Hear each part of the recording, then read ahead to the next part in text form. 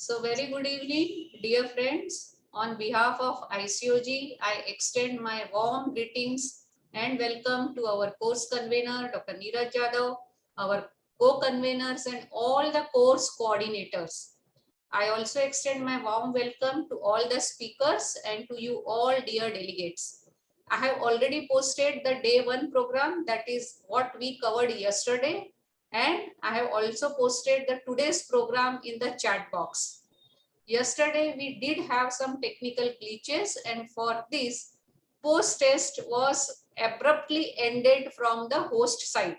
So today, as soon as I finish my address and answering your queries, we will be posting the link of post test, that is day one post test link in the chat box. You all will be given 10 minutes. Now, when we ended the meeting, I mean, it got ended abruptly. It was just 5 minutes was over for the post test, but still then I could see that many of you were able to submit successfully. So if you have submitted your post test successfully and you got a reply that your post test has been submitted successfully, you need not appear again. But if you are on midway of giving your post test, then please reappear for the post test again today. Now there are many queries about the pre-test. Pre-test is just a self-evaluation. It does not have any markings and it does not have any impact on your getting certificate. So pre-test is just for your self-evaluation. And I hope I am clear, and you have to just score 50% marks on all 3 days to be eligible to get a certificate. So I hope I have answered all the queries which were repeatedly posted in the chat box. All the candidates, you only can know whether your query was submitted or not, or it is better if you can reappear, because that will make the life of technical team very easy. So please give again your post test today. So I don't see any other query related to pre-test, post-test. I have already told them the eligibility for getting certificates. So I think we can start with our scientific session. So back to Neeraj. Neeraj, let's start. Yeah. Yeah. So if you are in doubt, reappear and give test. There is no harm in giving a retest. So don't wait. If you are not sure, then you always give it. So yeah. Good afternoon, everyone. Welcome once again into second day of this ICOG certificate course in sexual health. Yesterday we had a great session where we covered basic of the some topic related to sexual health, like classification, overview, history taking, counseling, and today we are going to cover topics related to female sexual dysfunction as well as sex during pregnancy, as well as cosmetic gynecology and sexual dysfunction. So be ready. Please don't worry about PPT and everything. Just concentrate on the what our faculty are telling you, and just absorb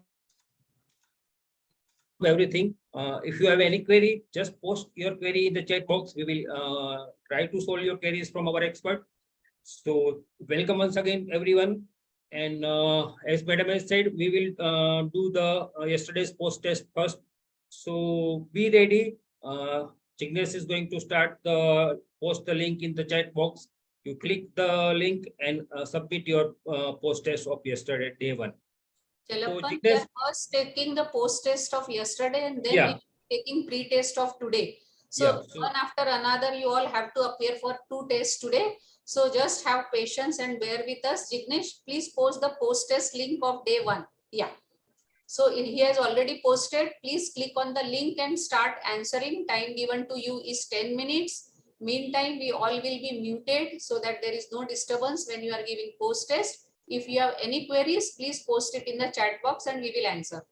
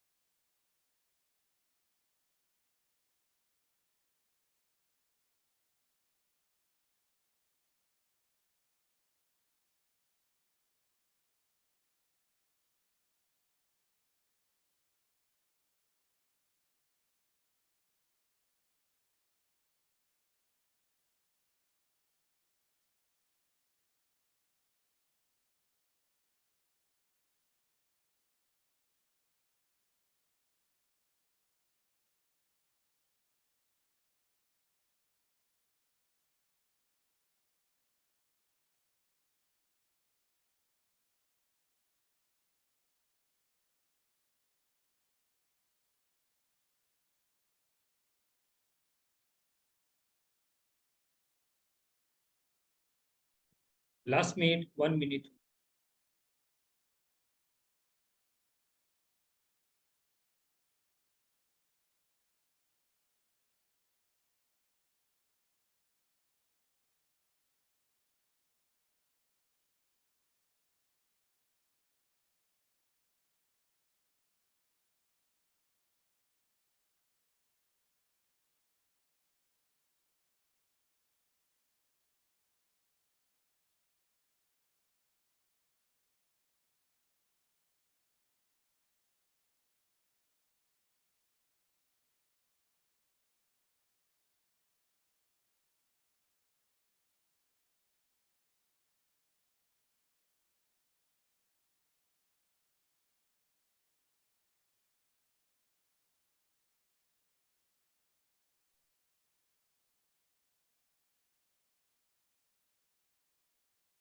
So time is over, everyone. I hope you have completed your post test of yesterday. It was that day one post test because of some issue yesterday. We were not able to complete the test, and some many have submitted, but few of you could not submit. So that's why we have taken yesterday's post test again. Today's pre-test, just within 1 or 2 minutes, we will start the link. So be ready. And let me introduce my co-conveners for today, Dr. Manoj Chelani. He is the chairperson of the Medical Disorder Committee, FOGSI. And we have my two coordinator for today, Dr. Vani Puri and Dr. Ruma Shukla. Dr. Vani Puri is our North Zone Coordinator for Sexual Medicine Committee, and Dr. Ruma Shukla is the West Zone Coordinator for our Sexual Medicine Committee. So I hope now you are ready for the pre-test. So Jignesh will post the today's pre-test in the chat box. Just click on the link and give pre-test. Jignesh post that pre-test. So test has been posted. Today's pre-test has been posted in the link. Just click on the link and submit your response.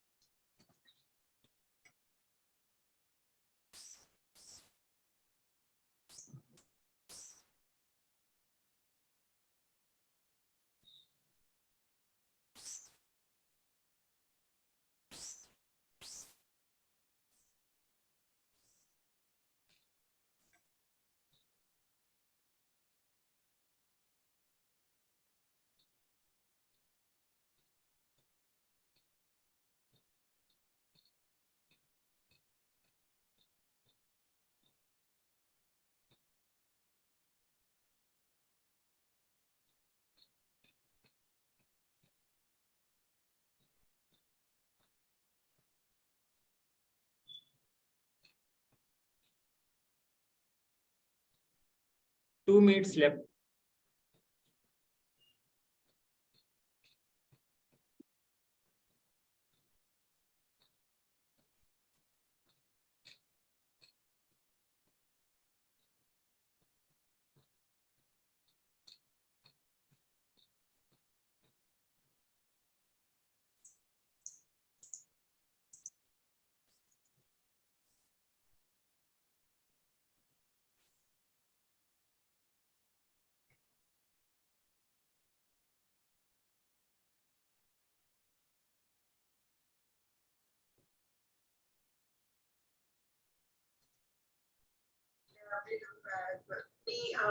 I mean to say, I would be able to listen to such good lectures, the weight gain, endometrial hyperplasia, and teenager.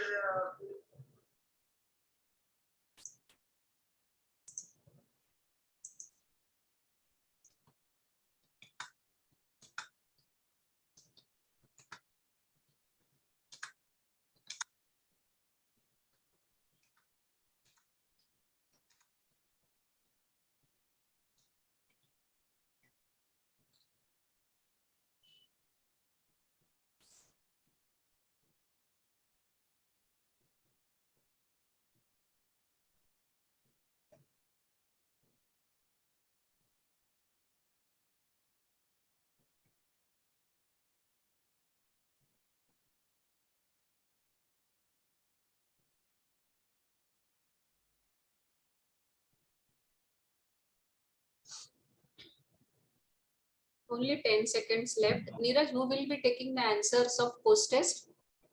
Yeah, I will take, but we will do in the end.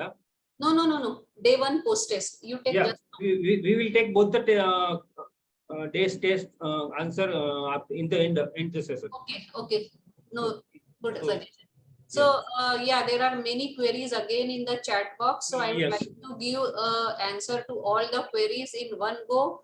That pre-test is just for self-evaluation. If you have missed pre-test, please just don't bother about pre-test. As far as post-test is concerned, you just have to score 50% marks in all 3 days post-test to become eligible for certificate. But only certificate is not going to give you knowledge. Please focus on the ongoing lectures. Do interact with our speakers and interact in the chat box. So I will advise to all the delegates, please don't be after getting the PPTs, after getting the video recordings, or after all the queries are on pre-test and post-test. Learn from these speakers so that you can practice that knowledge in your day-to-day practice. So that is all what I want to say. And as Dr. Neeraj has already said, after the end of today's session, he will be showing you answers for both the post-test, that is day 1 post-test and day 2 post-test. So Neeraj, let's start with our scientific deliberations of day 2. Yeah. So I hope everyone is ready for day 2 session. I invite Dr. Uma Sukla and Dr. Vani Puri to take the charge and start the today's session. Ruma madam, unmute yourself. Ruma madam, unmute. Ruma madam, unmute. Now again you are muted. Yeah. Okay. I'm introducing Dr. Narayana Reddy. Good evening, everyone. Dr. Narayana Reddy is a One minute. 1 minute.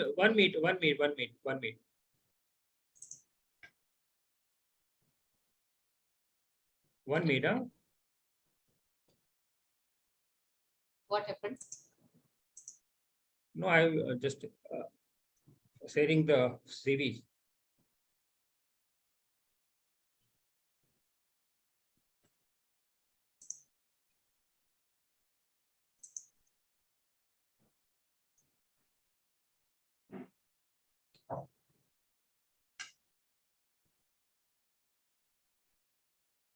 Yes, Ruma madam, go ahead.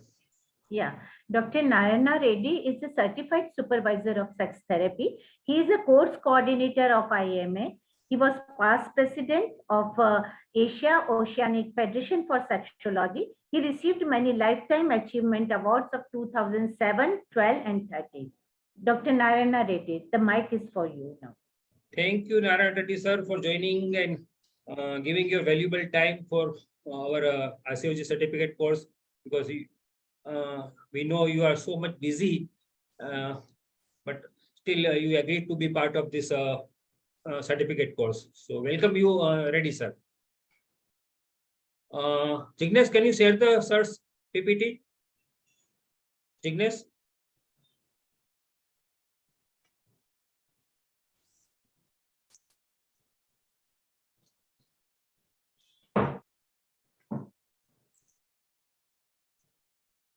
Ready, sir? Yeah, stage is yours. Yes, ready, sir. Yeah. Acha, this is his first slide. Okay. Thank you. Yeah.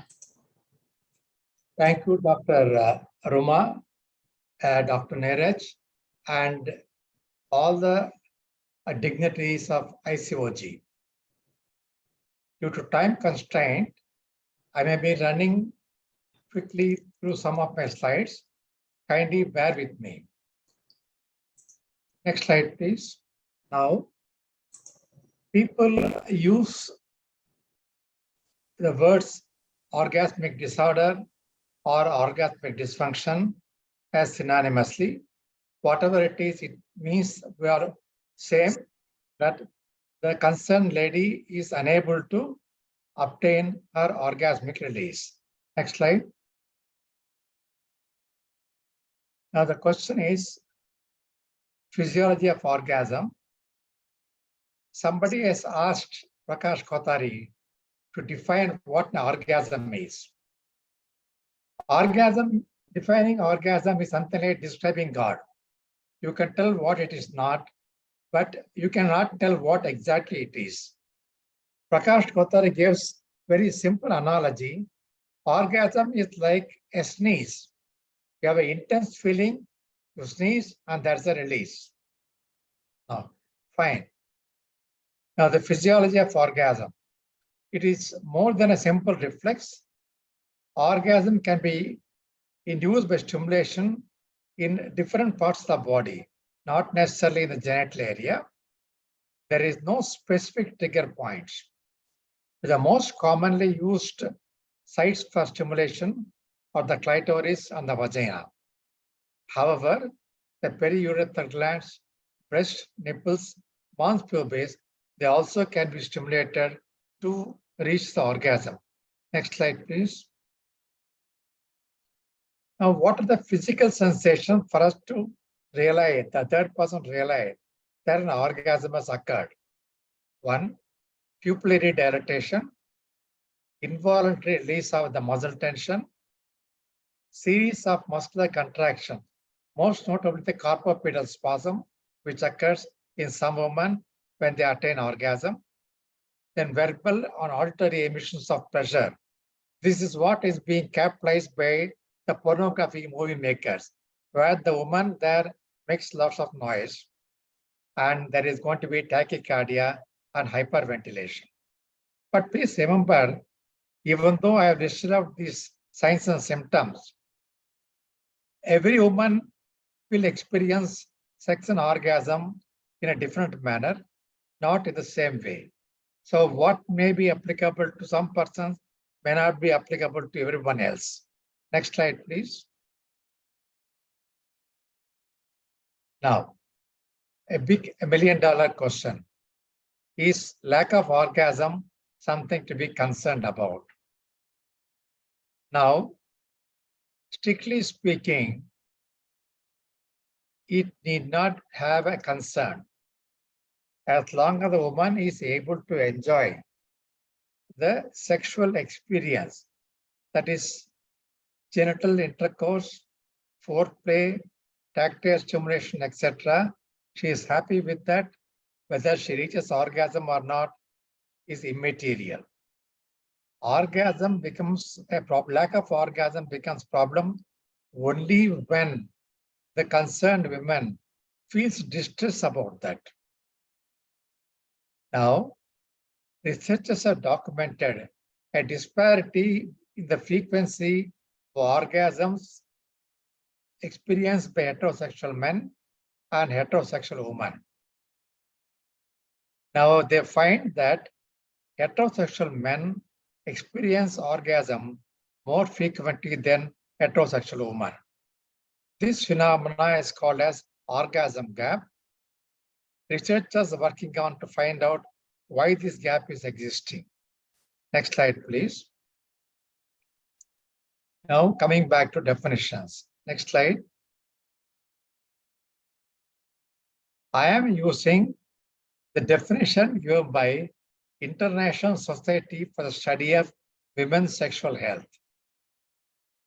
I would always prefer to use the definitions by ISSWSH.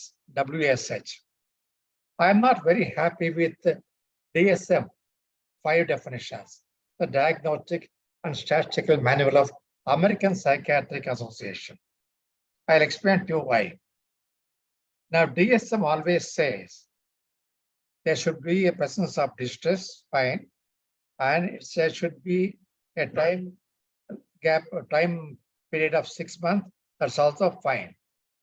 But should not be accountable by any other problem, mental or any other problem. If it cannot be accountable by any other problem, then what is that you are going to deal with?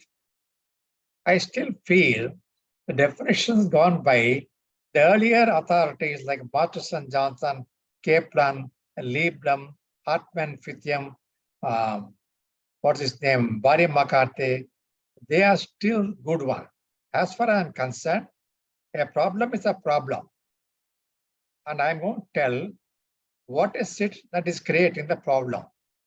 So orgasmic dysfunction due to. It can be a mental problem. It can be due to drug-induced one. It can be due to partner relationship, poor relationship with a partner, or whatever it is. By saying this should not be there, that should not be there, it only compounds confusion. In fact, it's been very severely criticized by authorities when you go into female sexual interest / arousal disorder. In fact, the National Institute of Health UK does not accept many of the definitions of DSM-5. Anyway, coming to ISSWSH definition, this disorder should be characterized by a persistent or recurrent distressing compromise of orgasm frequency, intensity, timing, and pleasure associated with sexual activity for more than 6 months. Why do I prefer this definition? Main important. I'm not talking about frequency, intensity, etc., but I'm talking about the timing and the pleasure. That's most important. I'm very happy about this definition. Now, frequency, intensity, etc., all that you know, there should be decrease or absolutely no experience. Now, coming to that, here is they say orgasm occurs too late. That means delayed orgasm, or too soon, spontaneous or premature orgasm. This is as happens before the woman desires it, or the woman desires it but occurs very late. Now, to the best of my knowledge, before this ISSWSH, only 2 authorities defined that. One is Mallanga Vasayana, second is Professor Prakash Kothari of Mumbai, who spoke about early orgasmic response even in women. Now, other authorities do not talk about early orgasm in a woman. Now, pleasure. Orgasm may occur with which does not occur at all, or the pleasure cannot be perceived, or the pleasure can be pursued with less intensity. That is why it is called anhedonic orgasm. Next slide, please. Now, coming to prevalence and typology. Next, yes. Now, it is very difficult to obtain a universally accepted prevalence data because for all sexual problem, we only have got a limited data, like a particular country or a particular city or a particular community group to solve. You don't have typical epidemiological data which you can say represents all the countries in the world. Now, it is known to have varied from 10 to 42%. And how is that this figure arrived at? Multiple factors based on age, culture, duration, severity of symptom. Now, what happens? Many women, from our perspective, may be suffering from orgasmic dysfunction, but they are not reporting to us because they don't feel distressed. That's very important. So, in a very generalistic way, we can say approximately 10% of women do not experience orgasm throughout their lifetime. Mind you, that does not mean they are suffering. They still may enjoy the sexual intercourse, but they don't experience orgasm. Why? I will tell you a little later. Next slide, please. Typology. It can be classified under lifelong, acquired, generalized, or situational. Lifelong means the problem has been present since the individual became sexually active. This can also be called as a primary orgasmic disorder or acquired. That means initially the lady was able to experience orgasm for a certain period of time. Then she developed this dysfunction. This also can be called secondary orgasmic dysfunction. Now generalized, that means in every situation with whatever type of stimulation with whichever partner, she cannot experience orgasm. This is called generalized. In other words, she never experienced an orgasm under any situation. Then there are certain women who experience situational orgasmic dysfunction. That means they can experience orgasm by certain types of stimulation, but in certain type of stimulation, they have not reached the orgasm. Same thing in certain situations, not in all situations. Or some women can become orgasmic with certain partners, not with all partners. It's called situation. Next slide, please. Now, what are the risk factors? Next slide, please. This can be broadly classified under organogenics, psychogenic, and others. Now, I want to fall back Helen Singer Kaplan's book on evaluation of sexual disorders, published by Brunner Maisel in the year 1983. I would still recommend all of you to try and access and possess this book. It's very useful. In my opinion, whatever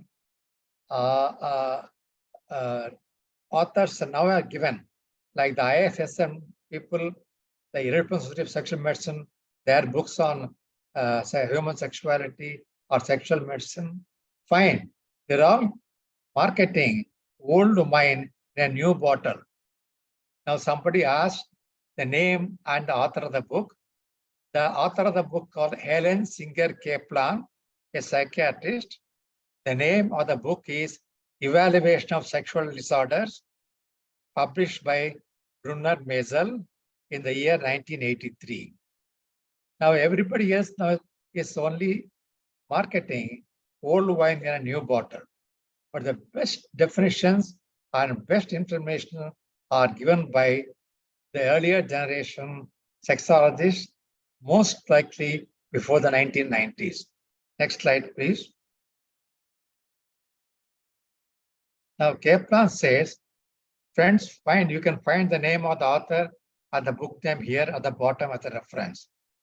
Now, she has classified the organogenic factors as such: neurological, endocrine, and drugs, due to drugs. Next slide, please.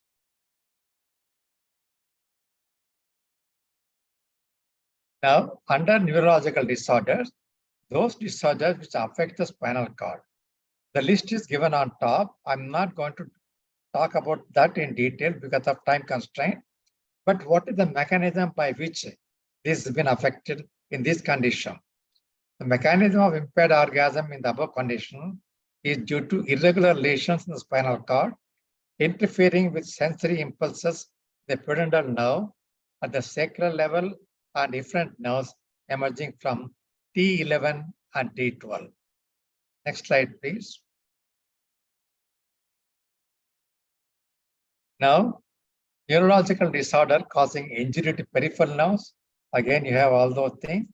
What is more important at the moment in our country, because they're calling India the diabetic capital of the world, severe neuropathy of the clitoris due to diabetes. Now, the mechanism of impairment is injury to the somatic and autonomic nerves controlling orgasms, the spinal reflex in the lower cord. Next slide, please.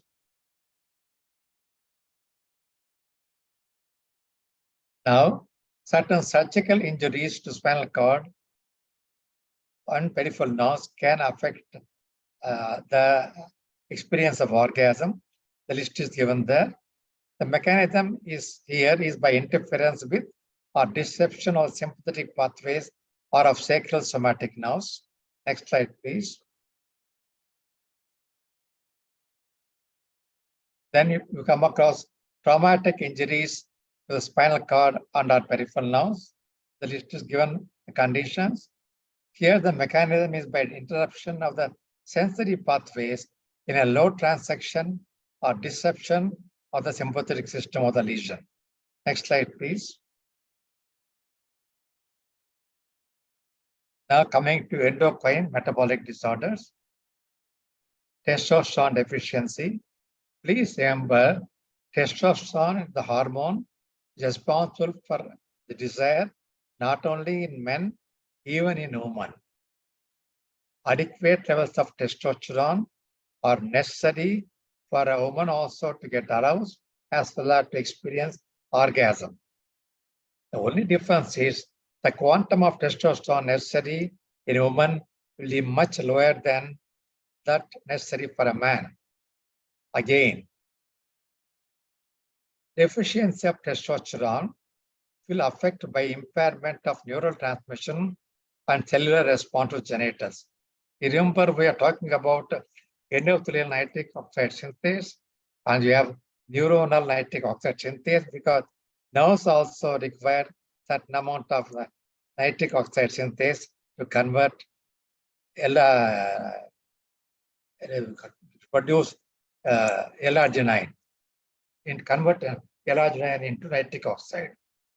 Then we do not know how the exact mechanism, how the thyroid deficiency affects.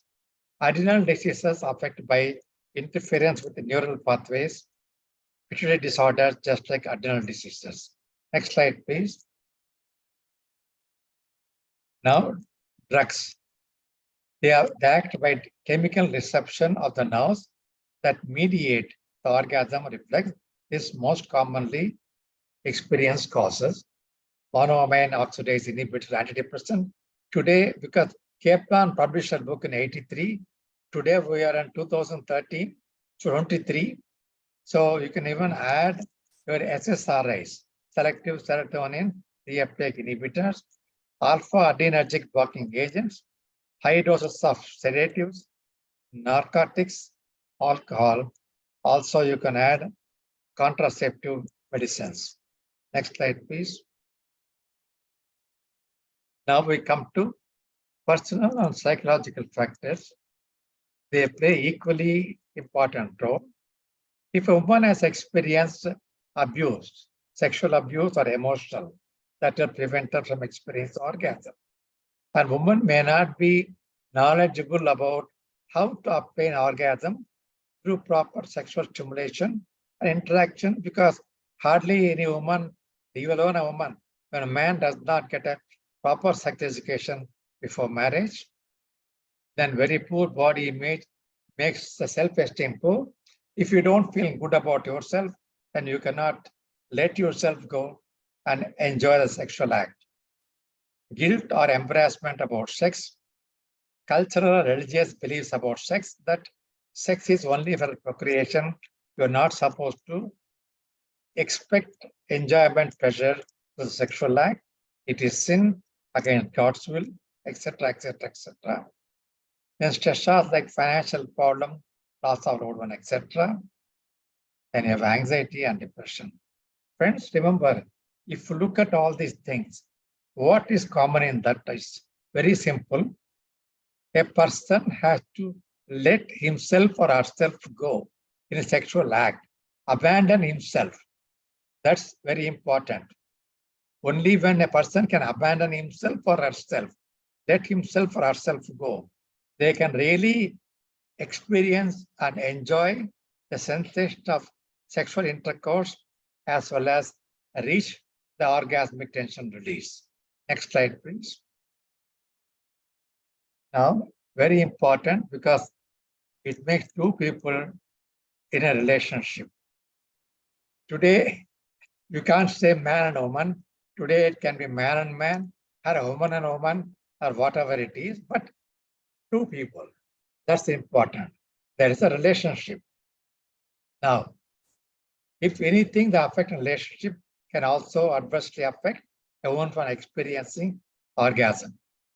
Lack of emotional intimacy, unresolved conflicts, poor communication of sexual needs and preferences, infidelity or breach of trust of one of the partners, intimate partner violence, like you heard that Ada Poonawalla, etc. case studied in papers, partner sexual dysfunction, where the man has got severe premature ejaculation or erectile dysfunction, obviously the woman cannot reach her climax. Very simple.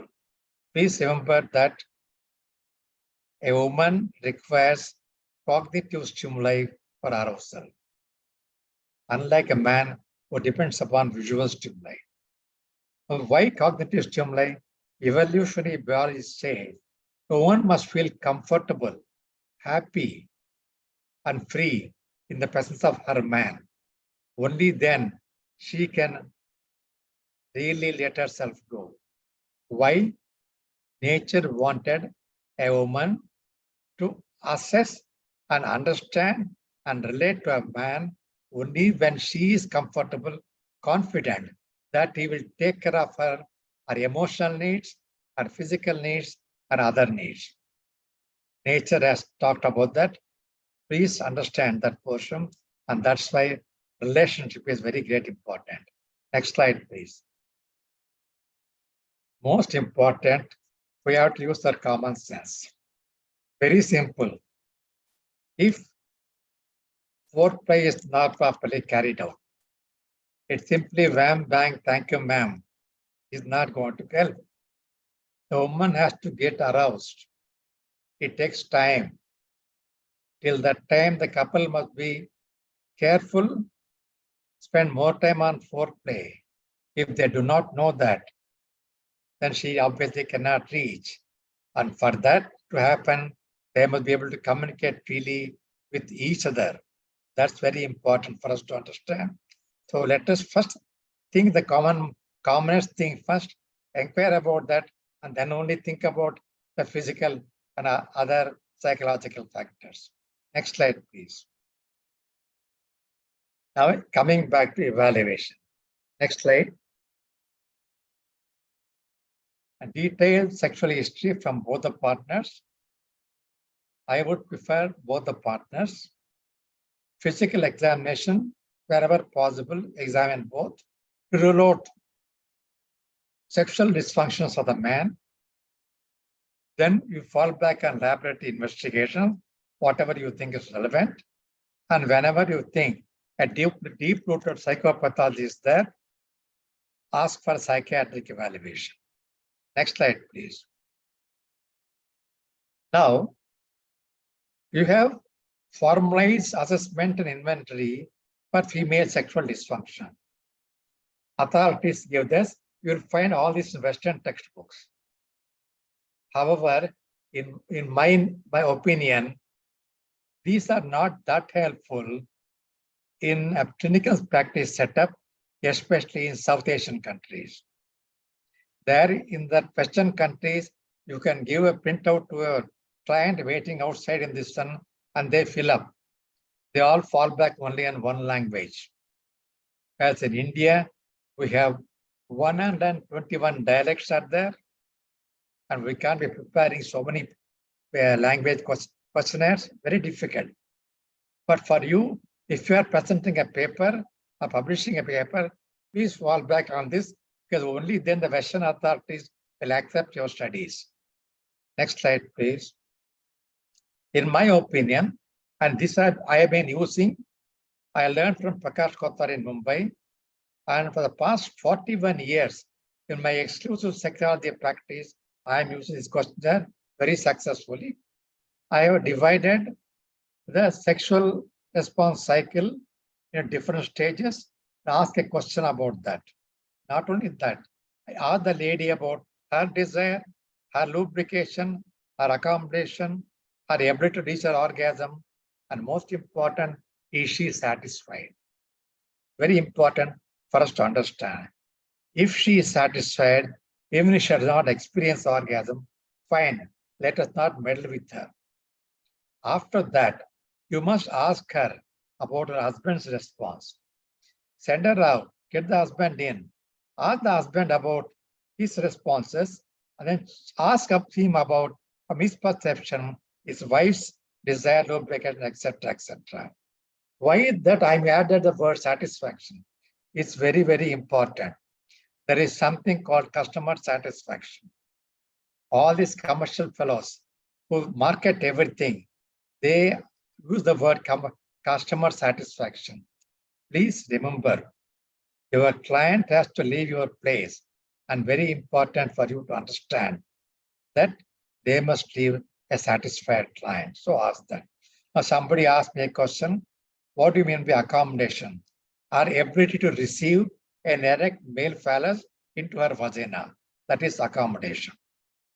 Next slide, please. Next slide. I've explained all this in detail in my book, Handbook of Sexual Medicine, which is available on Amazon. Please, next slide, please.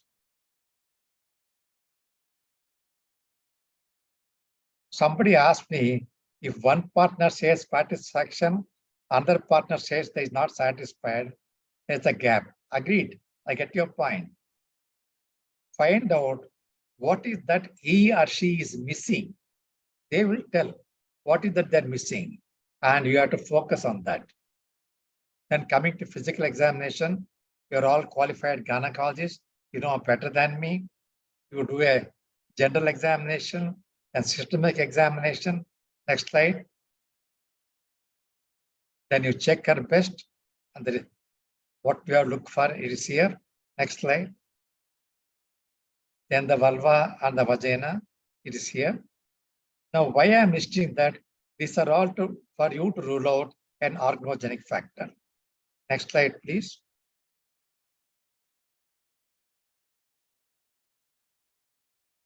I would suggest the following elaborate investigations. Next slide. Buccal smear to rule out genetic abnormalities. Then to find out a neurological problem, do a nerve conduction study.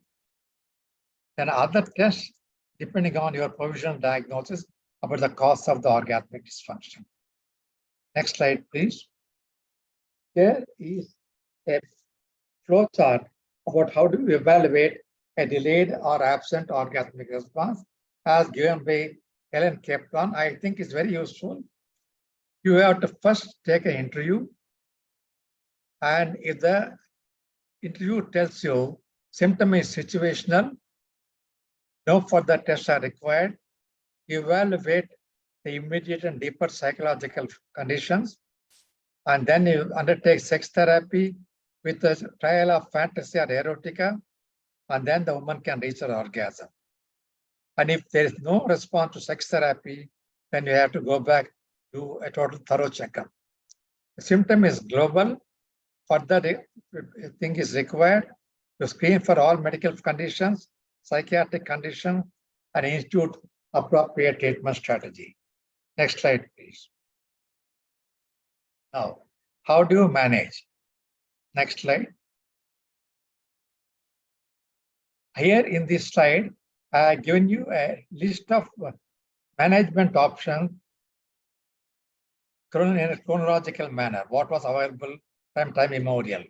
Sex counseling, supportive psychotherapy, sex therapy, marital therapy, behavior modification therapy, clitoral devices I'll explain to you later, vibrators and dildos, and when you come to pharmacotherapy, testosterone patches, PDE5 inhibitors, prostaglandin even cream, and then finally, later on you have phytochemicals or nutraceuticals.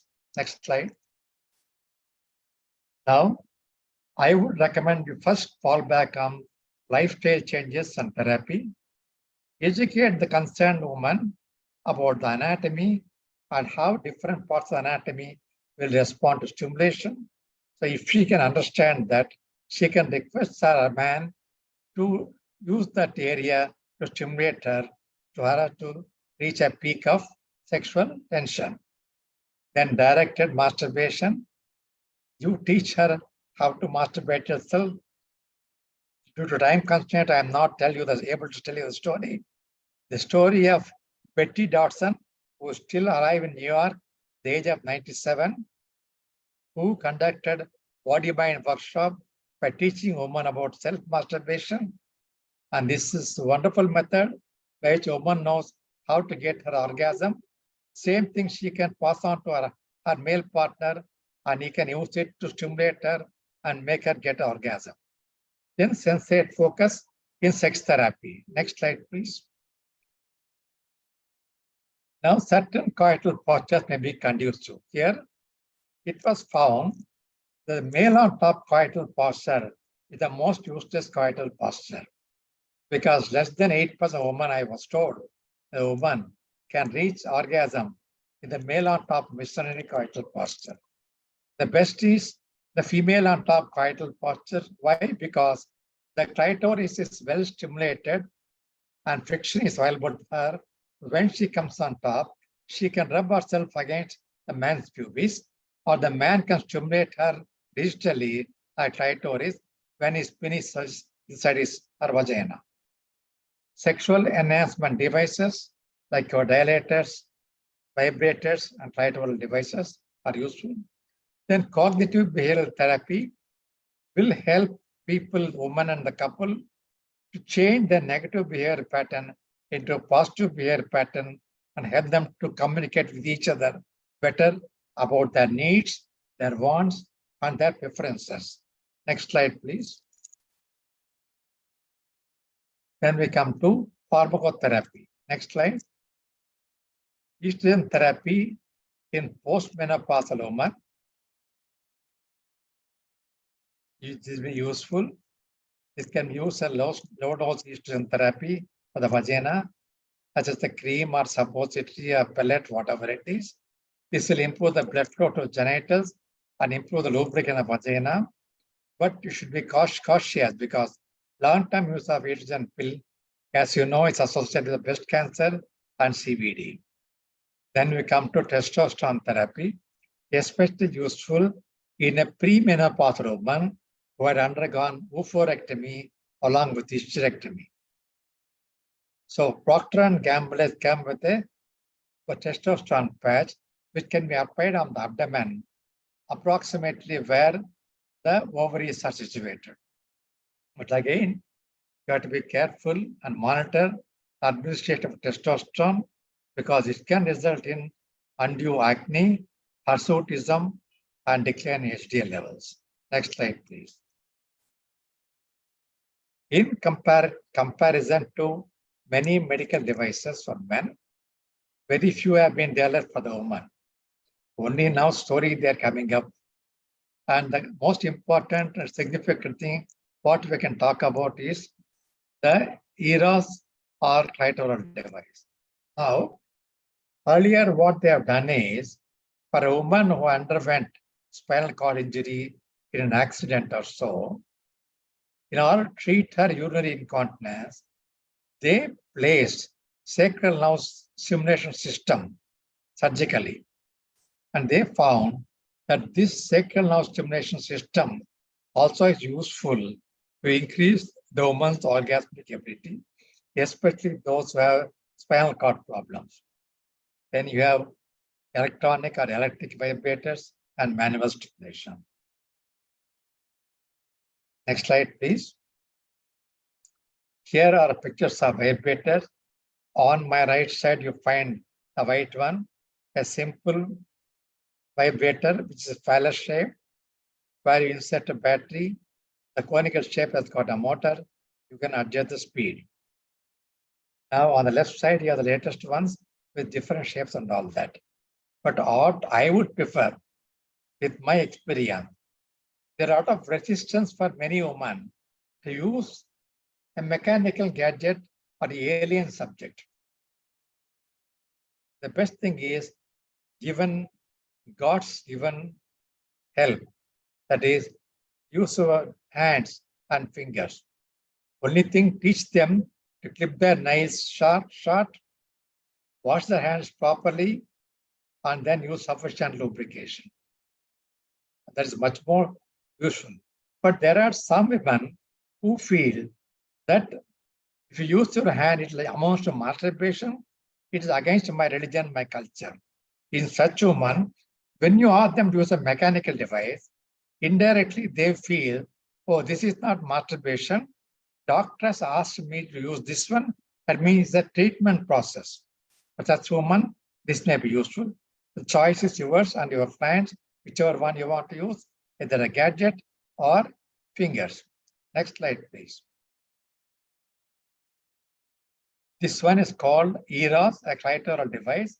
The main thing is like a computer mouse, and you have funnel-shaped one, which is connected to that through a tube. Now this funnel-shaped cup is placed on the clitoris. When you switch it on, there's a push and pull movement. The suction is applied to clitoris. It amounts to stimulating the clitoris well, and a woman can reach her orgasm. It is almost costing about 35 to 40,000 rupees in Indian currency today. Next slide, please. Then, ideal way, if there is no organogenic factor, is to fall back on sex therapy. And one of the best sex therapeutic methods are explained by Helen Kaplan. She has published a book called The Illustrated Manual of Sex Therapy, the year 1981. In this book, she says, these are the steps of sex therapy for a woman with female orgasmic dysfunction due to psychogenic factors.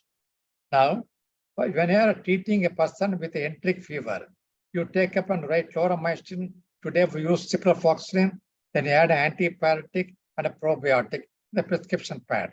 Same way, you have to write this one, orgasm alone for the woman by masturbation, self-masturbation. Then she should be taught to reach the orgasm with her partner by her clitoris being stimulated either digitally or through a mechanical device. Once she is experiencing that, she reaches orgasm through genital sexual intercourse. If she doesn't get an orgasm through genital sexual intercourse, then you have to fall back on bridge maneuver. What is that? The woman will masturbate herself, either by herself or with the help of the partner, to the point of orgasm. When she is about to reach her orgasm, indication can be given, and the man will penetrate the woman with his penis in the vagina. Then the thought association that when she is orgasming, husband's or male partner's penis inside her vagina, over a period of time, she learns to orgasm with the man's penis inside her. This is called the bridge maneuver because it is creating a bridge between masturbation and vaginal orgasm. Next slide, please. Finally, friends, to conclude, the simple thing, we must understand that every woman is unique. Every woman experiences orgasm in a different manner. Every woman expectations of sex experiences, everything is different. There is no standardization. And every woman's ability to respond to a particular stimuli or different stimuli is again different. So you cannot standardize and treat everybody the same manner. So my suggestion will be customize your client.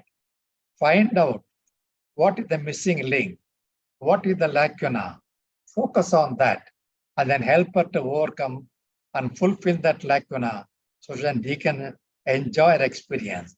And the most important, do the preset model. When you allow the woman permission to openly talk about her sexual experiences, what she wants, what she prefers, what she expects, that itself is 50% of the treatment. The moment you give permission and then give her limited information, and then if necessary, give a specific suggestion, you can manage the lady, very simple. In my opinion, barring a few conditions where the orgogenic factor is responsible, majority of them do not reach the orgasm, either because adequate foreplay is not indulged in, or the women do not know how to let themselves go during sexual act, or the relationship is very bad. And that's the most important. You have to address those issues. Once you do that, fine. Now, somebody asked me a question. Some women come with complaints of large penis in the partner. This is only a perception. It may not be.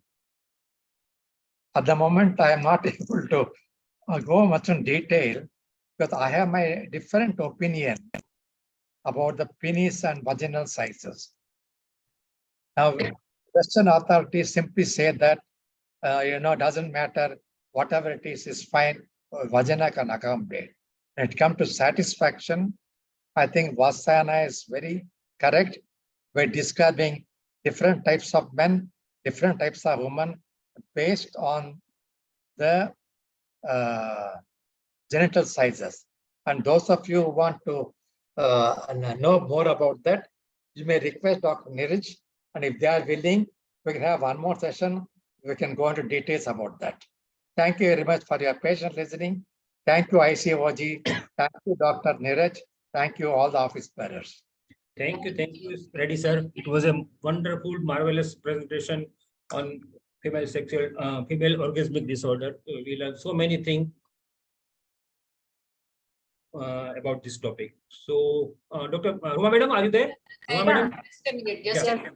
Dr. Reddy, Thank you so much, Dr. Narayan Reddy. On behalf of ICOG, I extend my sincere gratitude to you for sparing your valuable time. And your talk was so informative, so informative. I mean, we learned a lot. I know we gynecologists, we don't come across this kind of lectures and across faculties like you who specialize in sexology. So it was a wonderful talk, and I am sure all our delegates must have been benefited by your talk. Thank you. Thank you so much. Thank you, ma'am. Thank Ruma you. Madam, is there any Dr. question in Reddy, chat box? Just take Dr. few Reddy, important yes. questions. yeah, there are few questions, although you have taken many, but there are few questions left. One is asked, if the patient is unable to get orgasm because of emotional connect with the partner, what we should advise them? Can you come again? I'm not able to hear you clearly. If the female is not getting orgasm because of emotional connect with the partner, what we should advise her? How to? Yeah, I get the point. The couple should undergo Yes, sir. marital counseling and marital therapy. Only when you create emotional intimacy to be better, then she can achieve her orgasm. Yes, sir. Thank you so much, sir. There is another question: how oral contraceptives causes dysfunction, sexual dysfunctions? Come again? How oral contraceptives medicines causes sexual dysfunction? OC pills, sir. OC pills. OC pills. Oral contraceptive pills. Yeah, oral, because of the creating hormone imbalance. Yes, sir. Thank you so much. And the another one is they want to explain bridge maneuver again. Bridge maneuver again. I don't think we have time for that. Maybe if you can arrange one more. Yes, sir. session. Briefly, just to few lines. It's okay because we don't. Kapila sir is waiting for us, and just quickly, very quickly. Welcome, Dr. Kapila. Unmute yourself. Hello, sir. Hello. Yes, sir. Good evening to all of you. Yeah.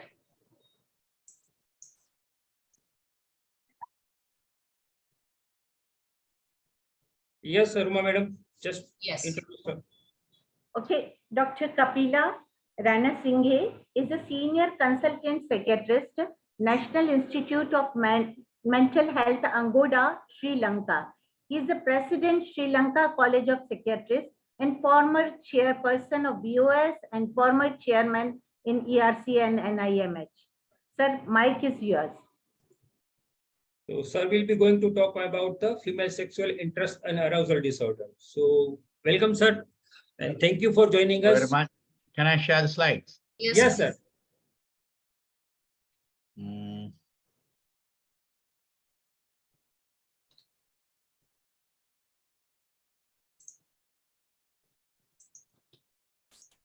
I hope you can.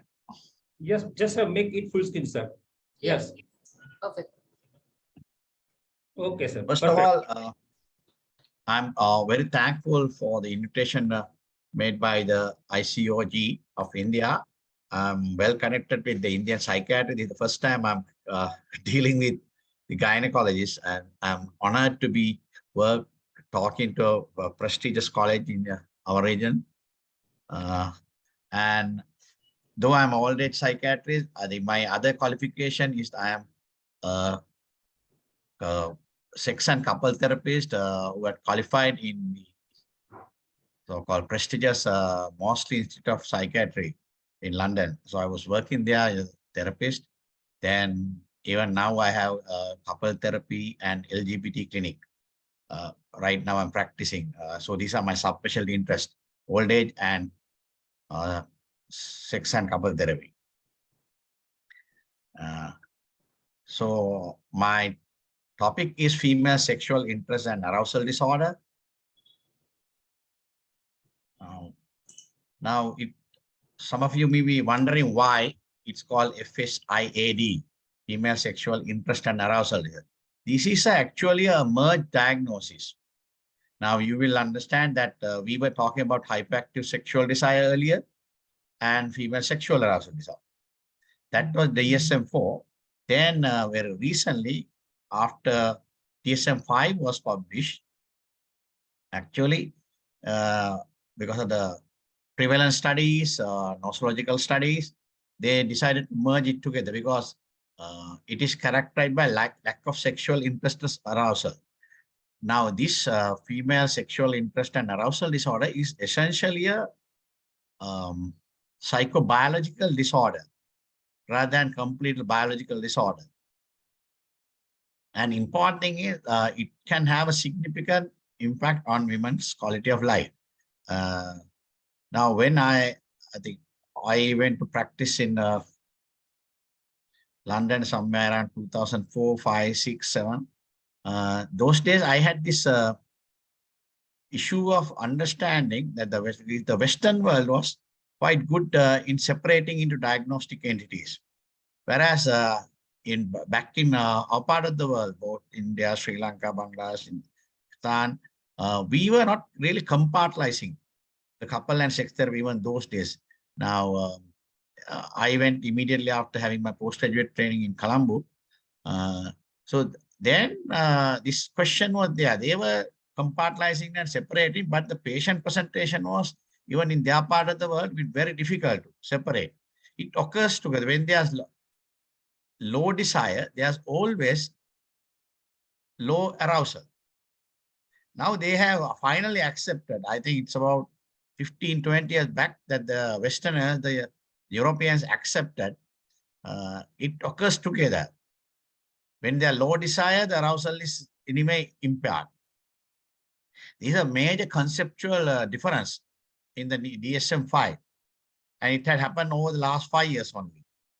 Unfortunately, we were kind of pressurized to study their models. Whereas if you read the all the texts from our part of the world, expert, clinical experts who are written in 1970s, 80s, they knew this happened together. They were treating couples in that time. So Indian subcontinent had a different view about this arousal and desire. But because of the ICD-10 and the English-speaking world, we were not able to kind of identify it as wrong. But I think conventional error had been corrected. So I was listening to Dr. Narayan, and he was also the same opinion, I think, when I was listening. Now, it's important under the current guideline, how FSIAD is diagnosed. The criteria A is called absence or significant reduction of sexual interest or arousal for at least 6 months. And 3 of the following symptoms should be at least present. One is actually absent, reduced interest in sexual activity. Second is absent, reduced sexual or erotic thoughts or fantasies.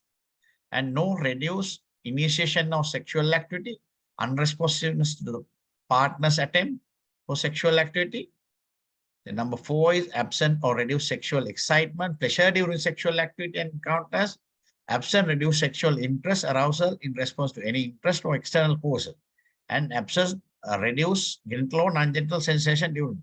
So this now, you look at now, even a female orgasmic disorder, which was discussed earlier, can be secondary to the female arousal disorder.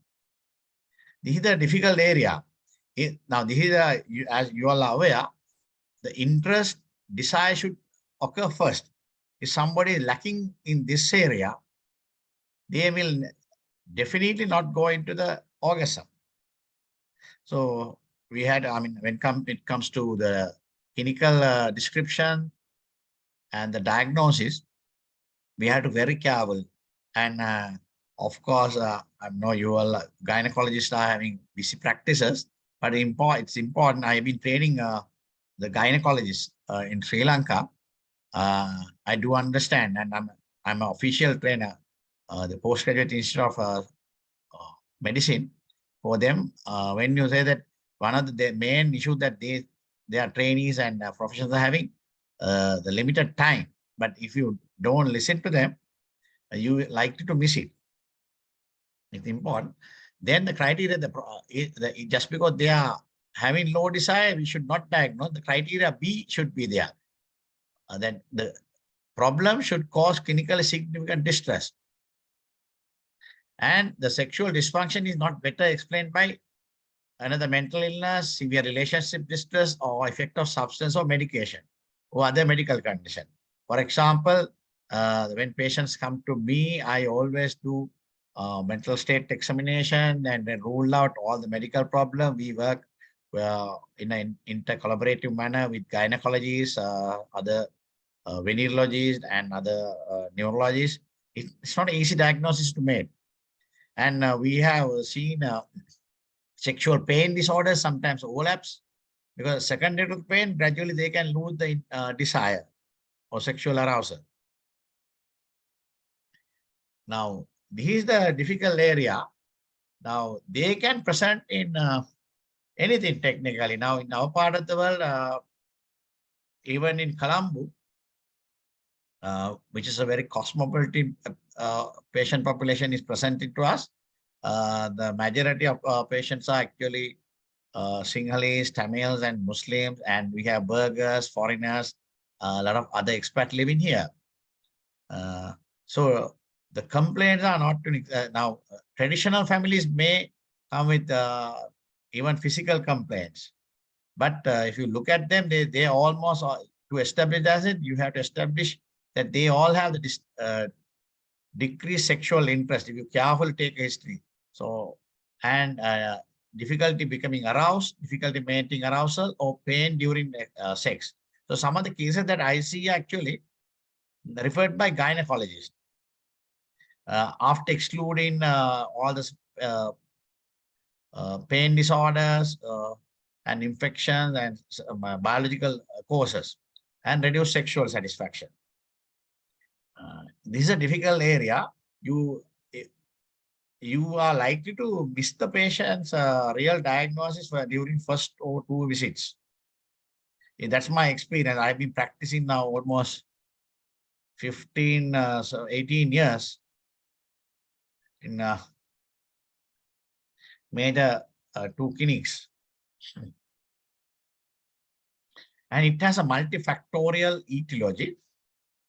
Physical factors are also common, and current life circumstances linked to mood and relationships.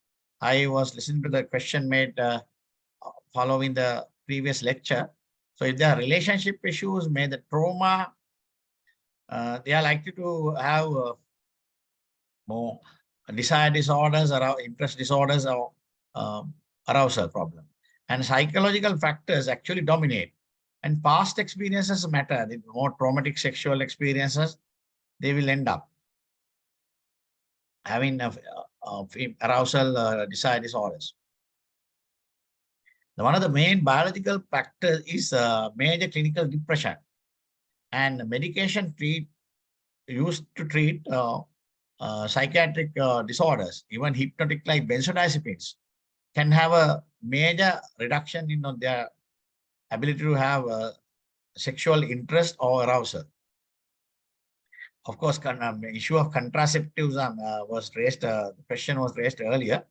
Now, contraceptives, estrogens, and progesterones are known to reduce the free-floating testosterone among the females. That is, now we know that even the female, even the lowest level of testosterone is important for the maintaining the desire. And hormonal and genital problems related to estrogen deficiency and overproduction of prolactin and menstrual cycle issues, they all can cause. And aging is also associated, and biological factors not confirmed in many studies done in the context of chronic illness and diabetes, renal failure, multiple sclerosis, comorbid depression plus relation factors can determine a major dysfunction. Our experience in Colombo clinics and even the private practice is when they have more early onset major medical problems, and then they are on large number of medication, it gradually start affecting their sexual interest and ability to arouse.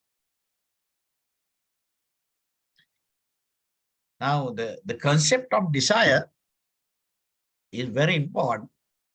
It is defined as the wanting or motivation for sex. And it's complete. And it worded depending on the cultural issues, social context, and depend on the level of education. My personal experience is more psychological minded, Western type educated females open up easily. But more conservative families, socially backward families, very difficult to establish the diagnosis.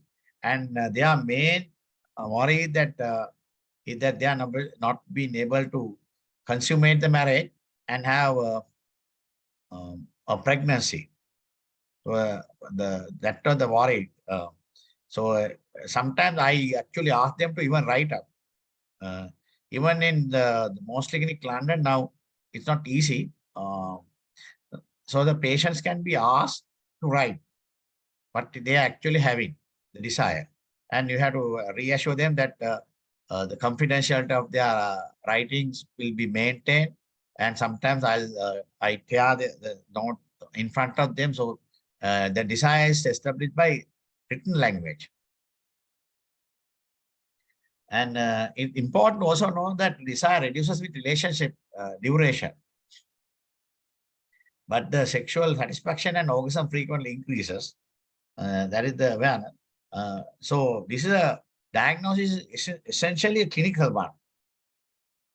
That's why most of the psychiatrists are doing that. But even in Sri Lanka, there are a few gynecologists who are interested in carrying out couple and sex therapy and fertility clinics. And the other professionals also have taken up couple and sex therapy. They are diagnosing female sexual interest and arousal disorders and managing it. Then arousal again comes to the diagnostic as a diagnostic phenomena. Is a subjective arousal, and excitement. But until DSM-5, all this was ignored. Now, all of a sudden, Westerners, American, subjective feeling, subjective experience is taken very seriously. That's why sometimes now in the newer clinic, they can, if they are very shy to talk in front of the psychiatrist, they can actually have a video recording, right? And send to us. All the newer methodologies of communicating can be used to identify the low desire and arousal. Writing, recording, recorded voice messages. I use everything to establish. It's easy. Otherwise, it's likely to be messed. So the treatment, there is no one size fit treatment for female sexual interest and arousal disorder. The best treatment for each woman will depend on the underlying cause of the disorder and other etiology factors and the context. A multidisciplinary approach is the best for management of sexual interest arousal disorder. If you look at them, you will see that when you see the case, they are under stress, they have other medical comorbidities, traumatic experiences. Sometimes I work together with other psychologists because I'm having a busy clinic. I'm a psychiatrist. Being a psychiatrist is not easy. So we manage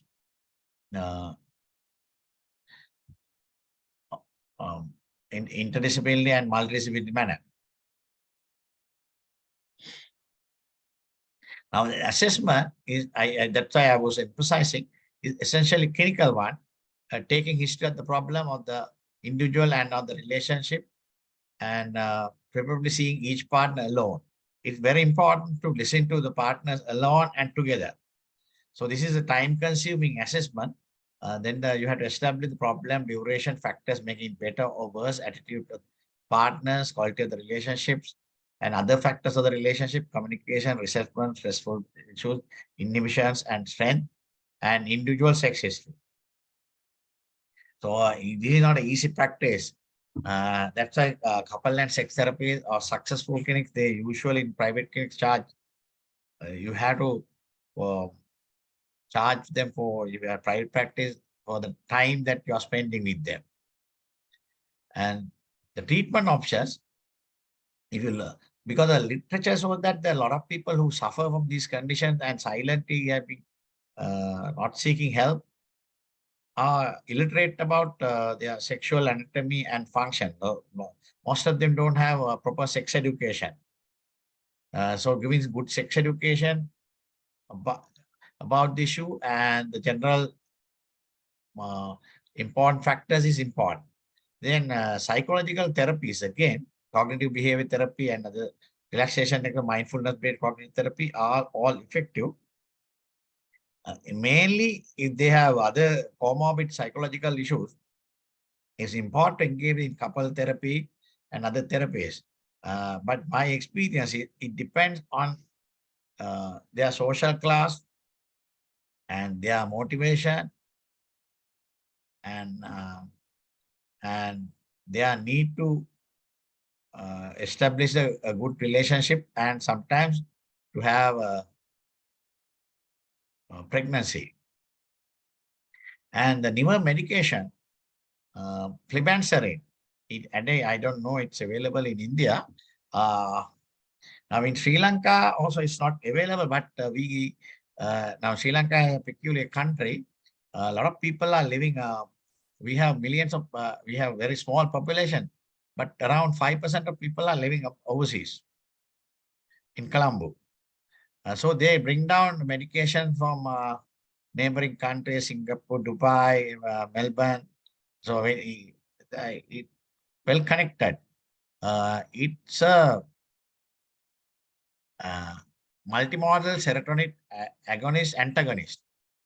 It works by lowering the serotonin drive in the brain, mainly prefrontal areas. But it doesn't give results. I have only used flibanserin in very few patients after prescribing, but getting them from overseas. it's fairly expensive. It can take up to 4 weeks to have clinical result, but it's not continued. The results are not seen within 6 to 12 weeks. It's probably not responding. This is a central serologic mechanism that is working. Then phosphodiesterase 5 type inhibitors, they also work, and testosterone therapy, bupropion, is a dopaminergic antagonist, was usually treat to depression. Bupropion can be quite interesting with females with lethargy, dysthymia, mild depression, and overweight. It gives superb results. Coupled with some lifestyle changes, bupropion also increases desire.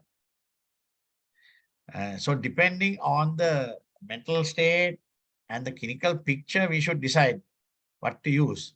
And I, of course, don't use that none of the medications alone. Now, many people actually thought after introducing flibanserin that sex therapies will not have any role in females.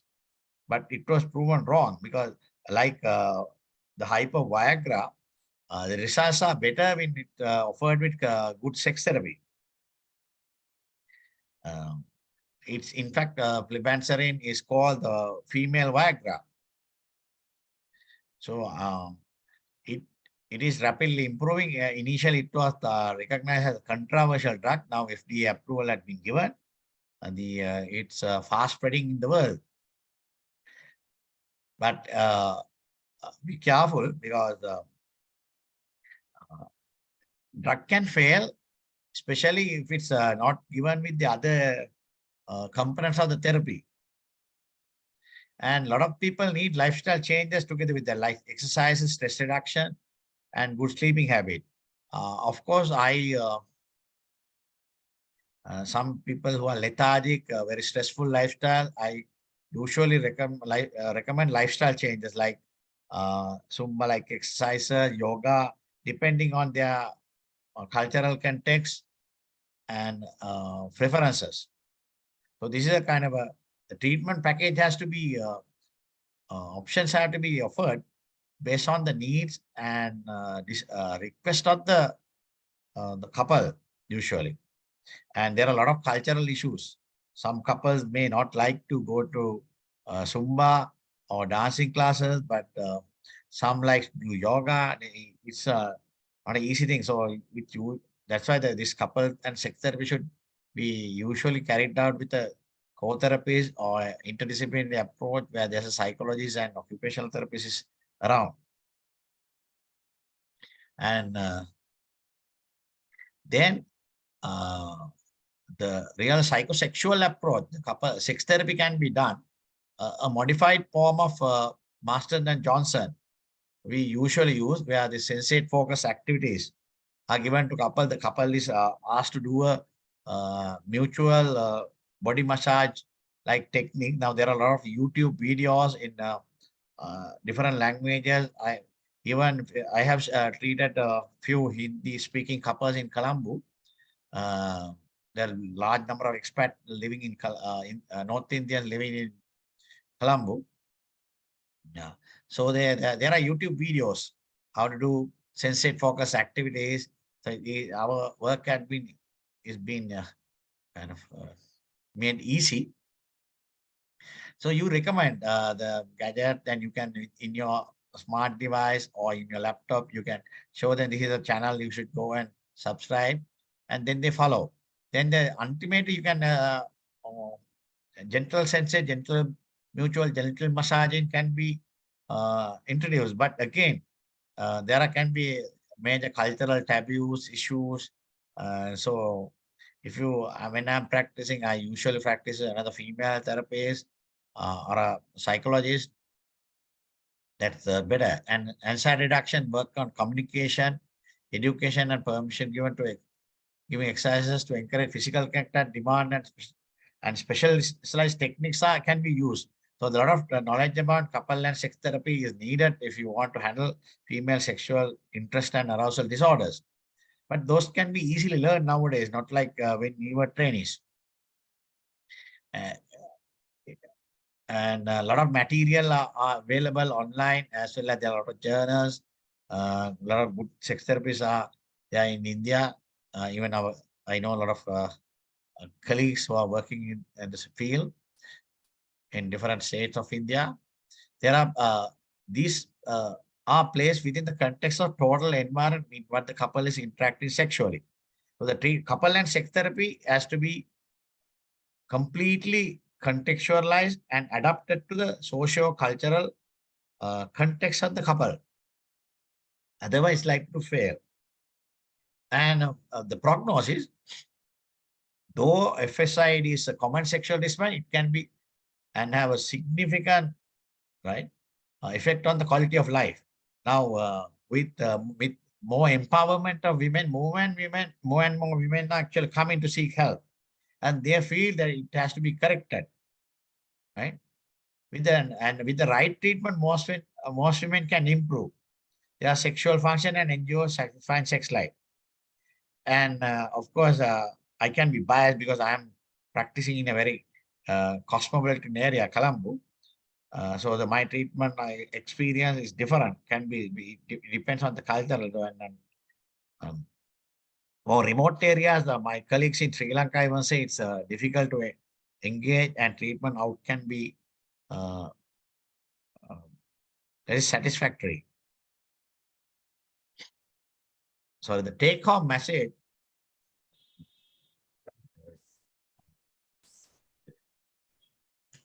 Sexuality is so much more than sexual intercourse, and other than genital penetration, sex is so much more than sexual activity. Sex includes intimacy, pleasure, excitement, desire, and, sorry, I am having a throat. And other sensations, physical change. Any model of treatment must allow variations to avoid pathologizing.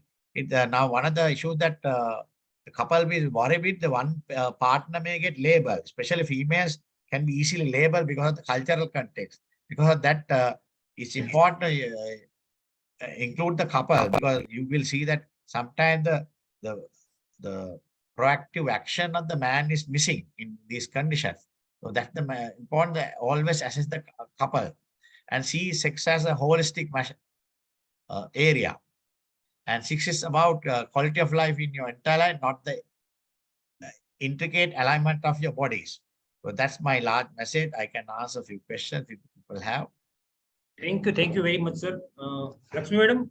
Yes. Thank you so much, Dr. Kapila, for joining us from Colombo, and you have covered a very, very important component of sexual health, and that is these arousal disorders, because we don't talk about it. And I will say it not only affects the wife's quality of life, but it does affect the husband's quality of life, and in turn the couple's quality of life. Exactly. Because wife is not getting arousal, so it definitely affects their whole marital life. And you have covered all the details about this arousal disorder, how to go about it, the history, the evaluation, the treatment. And there are so many questions in the chat box because everyone wants to know the doses of those drugs, which you said can be helpful. Because we all know that couple therapy, psychotherapy, and everyone wants a shortcut. So there are so many questions related to the drug and the dose, because we don't want to take that long cut off for the CBT and the psychotherapy. So please do answer those questions before you log out. And on behalf of ICOG, I extend my sincere gratitude and thanks to you for logging us, joining us, and sharing your knowledge and experience with all our delegates. Thank you so much, Dr. Kapila. Yeah. Remember, take important questions from the chat box. Kapila, there is one question whether sildenafil is effective in FSIAD orally and vaginally. Pardon? Whether sildenafil 25 milligram is effective in female sexual interest arousal disorder orally and vaginally, both. Now, female sexual arousal interest, now we call it earlier, earlier the diagnostic categories were two. It was thought that there's a desire disorders and arousal disorders. Now we don't, according to the new diagnostic category, the understanding, they both occur together. There's an interest lacking, then there's arousal. So there's a huge overlap. So that's why now diagnose. Now the vaginal treatment is taken as a placebo treatment now. Now that's the current understanding. And of course, oral treatment also, if you give flubencerin, it's given as 100 milligram. I didn't want to go for specific drugs, dosing. But if you read the literature very carefully, I understand that if the person is having major mental health problems or other medication issues, it's not going to work. The failure rates are very high with flubencerin. And of course, we use interdisciplinary approach. The gynecologist has to exclude all the pain disorders and other issues. Gynecological and hormone levels have to be in optimum level. Then not only it would work. The whole system has to be physiologically intact. So the workout for this disorder is quite extensive actually. But it's quite well treated if you do approach scientifically. You're absolutely right, and that is why Neeraj has now placed the pain disorder thing for Dr. Padmini Prasad. So we are going in the logical sequence, Neeraj. So Yes, now, yes. yes. It is correct. Thank you very much. Thank you very much, sir. Answering all the queries which are there from your talk, Dr. Kapila, and I'll do that. Thank you. Yeah, thank you so much once again. Ruma madam. Yes. Now I am inviting Dr. Padmini for her talk on pelvic pain and penetrative disorder. Just a minute. Yeah, Dr. Padmini is the first qualified women sexologist from Karnataka. She is a medical director from Ramanani Nursing and Maternity Home. She is the past president of Bangalore Society of Obstetric and chairperson member. She has many accolades in her career. And now I invite Dr. Padmini for her talk on pelvic pain and penetrative disorder. Ma'am, please. Thank you, Padmini madam. You are always our backbone in our sexual medicine committee. Namaste to you all. A very good evening to you all. At the outset, I must congratulate FOGSI, ICOG, Dr. Neeraj Jadhav for having given the due respect to sexual health and understanding the importance, and more than that, creating awareness, spreading knowledge with such a good knowledge sharing. So the previous two talks also I enjoyed. We are going in a reverse way. If there is any painful intercourse that can affect the interest, that can affect the arousal, and that can affect the orgasm. Anyway, that once you understand what is orgasm and what is interest arousal, if at all, if there is any problem, and for having a proper sexual intercourse or proper penetration, what can be the effect on the woman and her partner or the couple. Sexuality is all about quality of life and a good health. And female sexuality is a little bit of introduction I'll give and then start sharing. So this female sexuality is a reality. Because of her education, employment, thinking and feeling individual and questioning individual, having proper knowledge and access to all the information and the media, and also the availability of contraception, and questioning why I'm not enjoying my sexual life, why there is no orgasm, why my friend is enjoying better than me, why I am not enjoying in the similar way as my friends describe it to be, and why I am having pain, why my husband is having some problem, how is it affecting me. So with all that, she has got lots of concerns about the sexual health, and also that various stages gynecologist will be right from the adolescent up to the old age. You will be seeing our women, girls. So they have their own sexual concerns at different stages.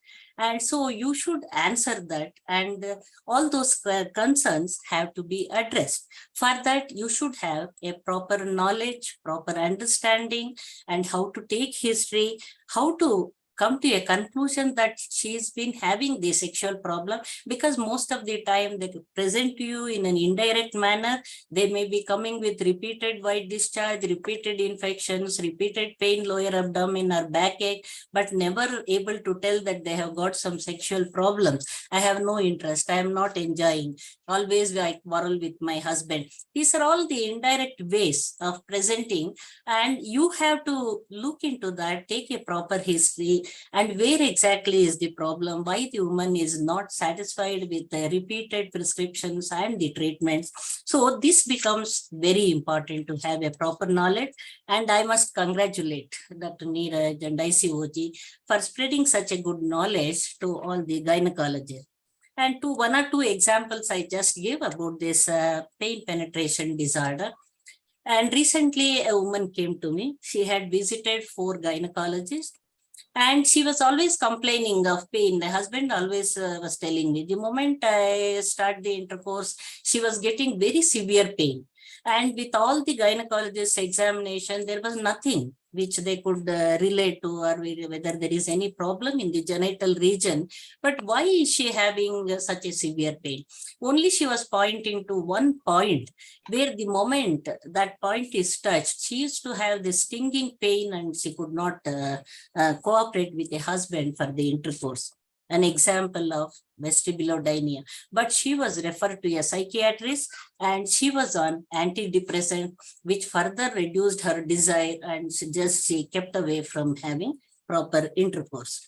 Another lady, 52-year-old, that also recently I saw her husband came and complained. I don't know, of late we were enjoying so much better. Earlier we had a regular sexual relationship. Of late she is becoming so irritable, and she is not having any interest, and she is not cooperating with me. I don't know what is the reason. Then the history suggested that she had very severe pain at GSM of menopause. That's what she was having, dyspareunia, and unable to cooperate with the husband. But she did not know that she can go to a gynecologist for treatment and get the problem solved. So that is the main, because lack of awareness in our women also is another cause. And the another lady coming for infertility treatment, 6 years marriage, and with the history, you could make out that they never had any intercourse at all, a non-consummation. The reason, severe phobia in her mind about intercourse, the pain or the bleeding during the intercourse, that was keeping her away from the husband. But they never disclosed it to anybody, neither to the family members. They did not come to the doctor early. And with the societal pressure to have a child, so the couple came to me, and then that's what you could diagnose. So that could avoid a costly treatment and investigations in the form of IVF, assisted reproductive technology. And after treating vaginismus, within 2 months, she came back pregnant. So this is how the various types of presentations, and let us see, I just share screen, 1 minute.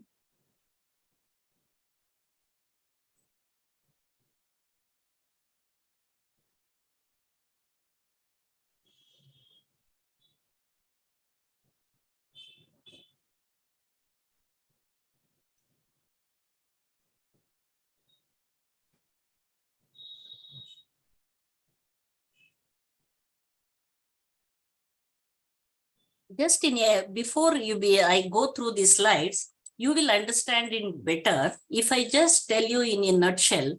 So about this genitopelvic pain penetration disorder. You all know it is one of the sexual dysfunctions, and when it conforms to certain criteria, as per the classification of DSM-5, where the dyspareunia and the vaginismus, which were separate earlier in DSM-4, have been combined. And there are certain penetration situations where the certain that number one is dyspareunia. It can be just a superficial dyspareunia or a deep dyspareunia with thrusting or after penetration. So that just keeping those words in your mind, it becomes easier for you to go how to go about diagnosing and treating. The another one is about the vaginismus, and that's the vaginismus has got three components. One is fear, another one is pain, and the pelvic floor muscle contraction. These are the three factors which are there in vaginismus. And the other one about the vulvodynia or the vestibulodynia, that is also described in genitopelvic pain penetration disorder, though of course there is some confusion whether to take it in this disorder or not, but certainly because it is causing severe pain during the intercourse, we have to take it as a part of this genitopelvic pain penetration disorder. And how to go about it? With a proper history, proper pelvic examination or PB examination and speculum examination, you can diagnose, most of the cases can be diagnosed. And once you can diagnose this, it becomes very easy for you to treat it, especially the dyspareunia part of it. Most of the gynecologists are treating and they're able to treat it. But only problem is with the vaginismus.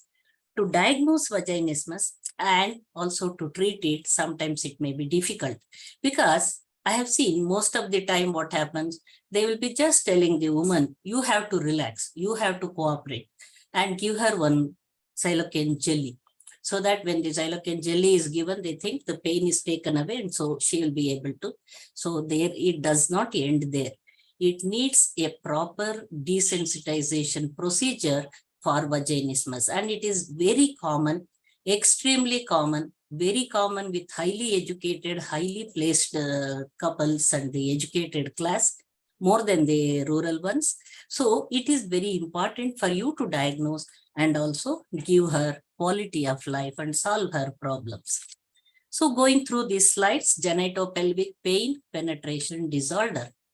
Genitopelvic pain penetration disorder involves involuntary contraction of the pelvic floor muscles when vaginal entry is attempted or completed. Nowadays, they are also calling this vaginismus as Levet-Rieni syndrome. Pain that occurs during superficial or deep penetration or the dyspareunia, that is localized to the vestibule or provoked vestibulodynia, anxiety about penetration attempts, or difficulty having intercourse. There may not be even penetration, just the thought of penetration itself can cause pain to her. This disorder encompasses two previously separate disorders, dyspareunia and vaginismus, into one single diagnostic category defined according to the DSM-5 by persistent or recurrent difficulties in the following criteria: vaginal penetration during intercourse, marked vulvovaginal or pelvic pain during vaginal intercourse or penetration attempts, marked fear or anxiety about vulvovaginal or pelvic pain in anticipation of, during, or as a result of vaginal penetration, and marked tensing or tightening of the pelvic floor muscles during attempted vaginal penetration. Genitopelvic pain penetration disorder is a relatively new diagnostic category of female sexual dysfunction, which was introduced during the release of the DSM-5.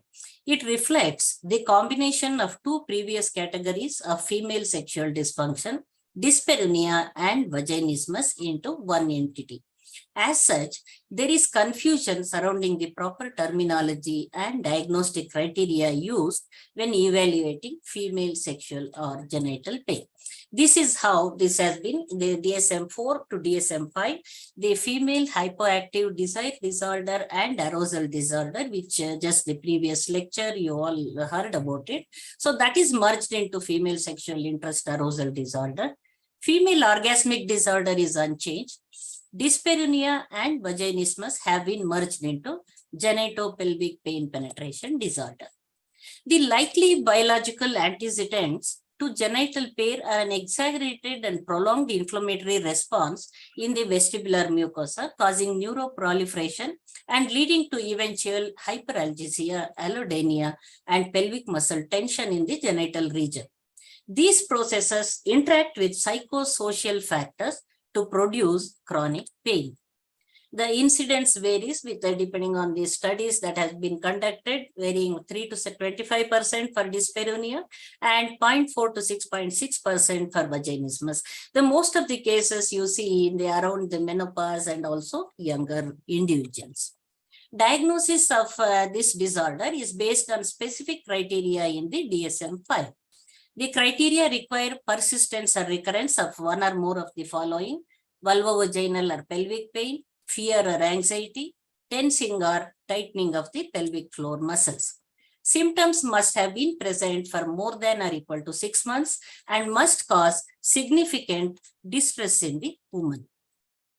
The diagnosis of this disorder requires that sexual dysfunction is not better explained by the presence of another disorder, severe relationship distress, other significant stressors, or by use of a substance or drug. Dr. Narayan Reddy were explaining why they should not be, other things should not be included in the definition. So he was going through this diagnosis or the criteria. When the genitopelvic pain penetration disorder starts from the first penetration and continues for all sexual experiences, it is called lifelong. And by this time, you have understood with the previous disorders or dysfunctions about the lifelong, acquired, and also situational, global. So this can happen at any age, but it is especially common in young adults and menopausal women. Some women have this after having a baby. A biopsychosocial framework, interdependent pathophysiological, psychological, social, cultural, and relational factors as well as critical life events contribute to the problem.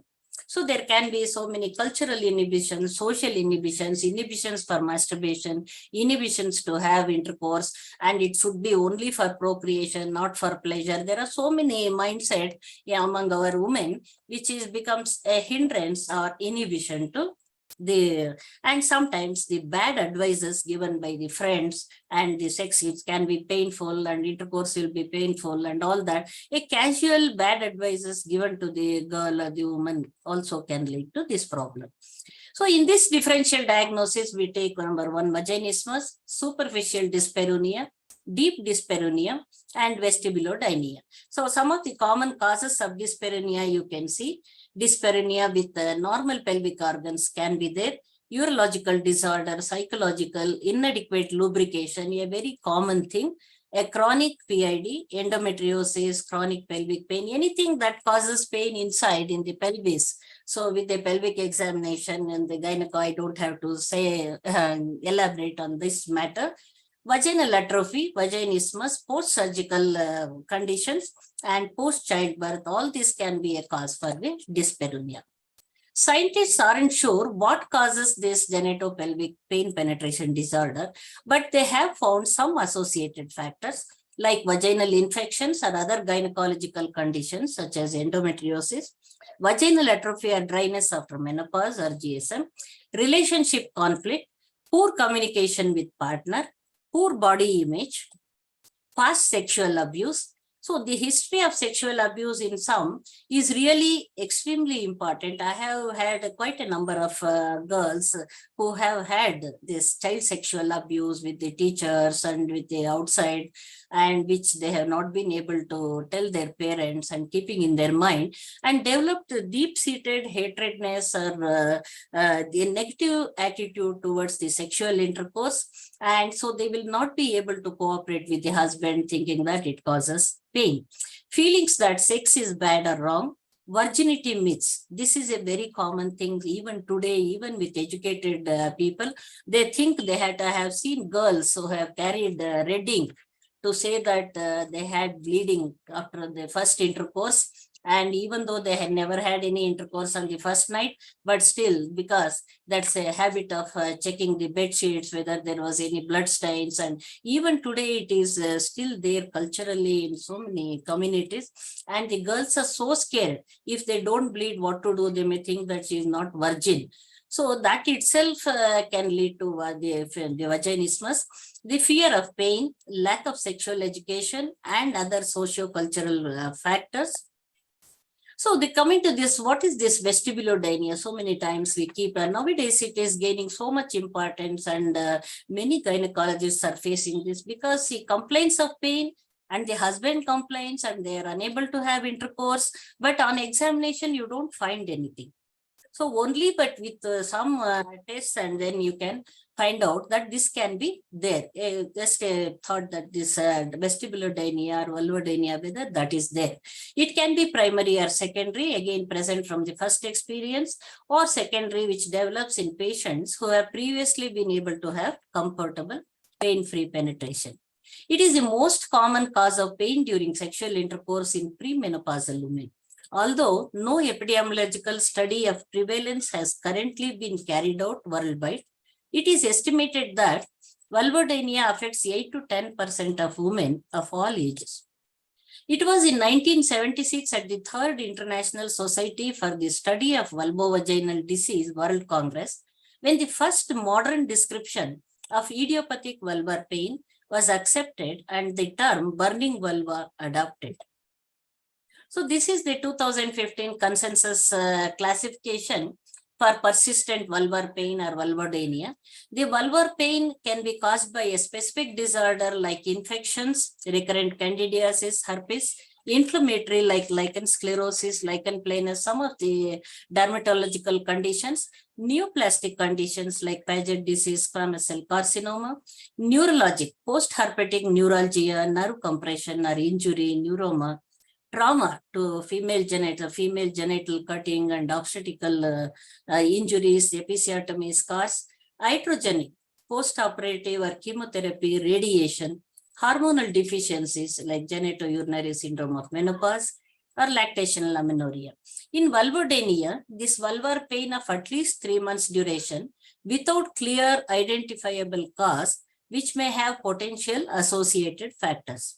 It can be localized vestibulodynia, clitoridynia, or it can be generalized or mixed.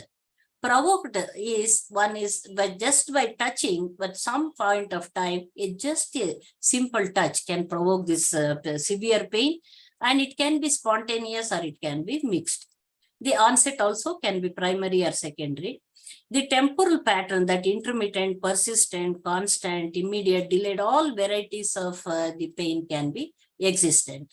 So there are certain potential factors which are associated with vulvodynia.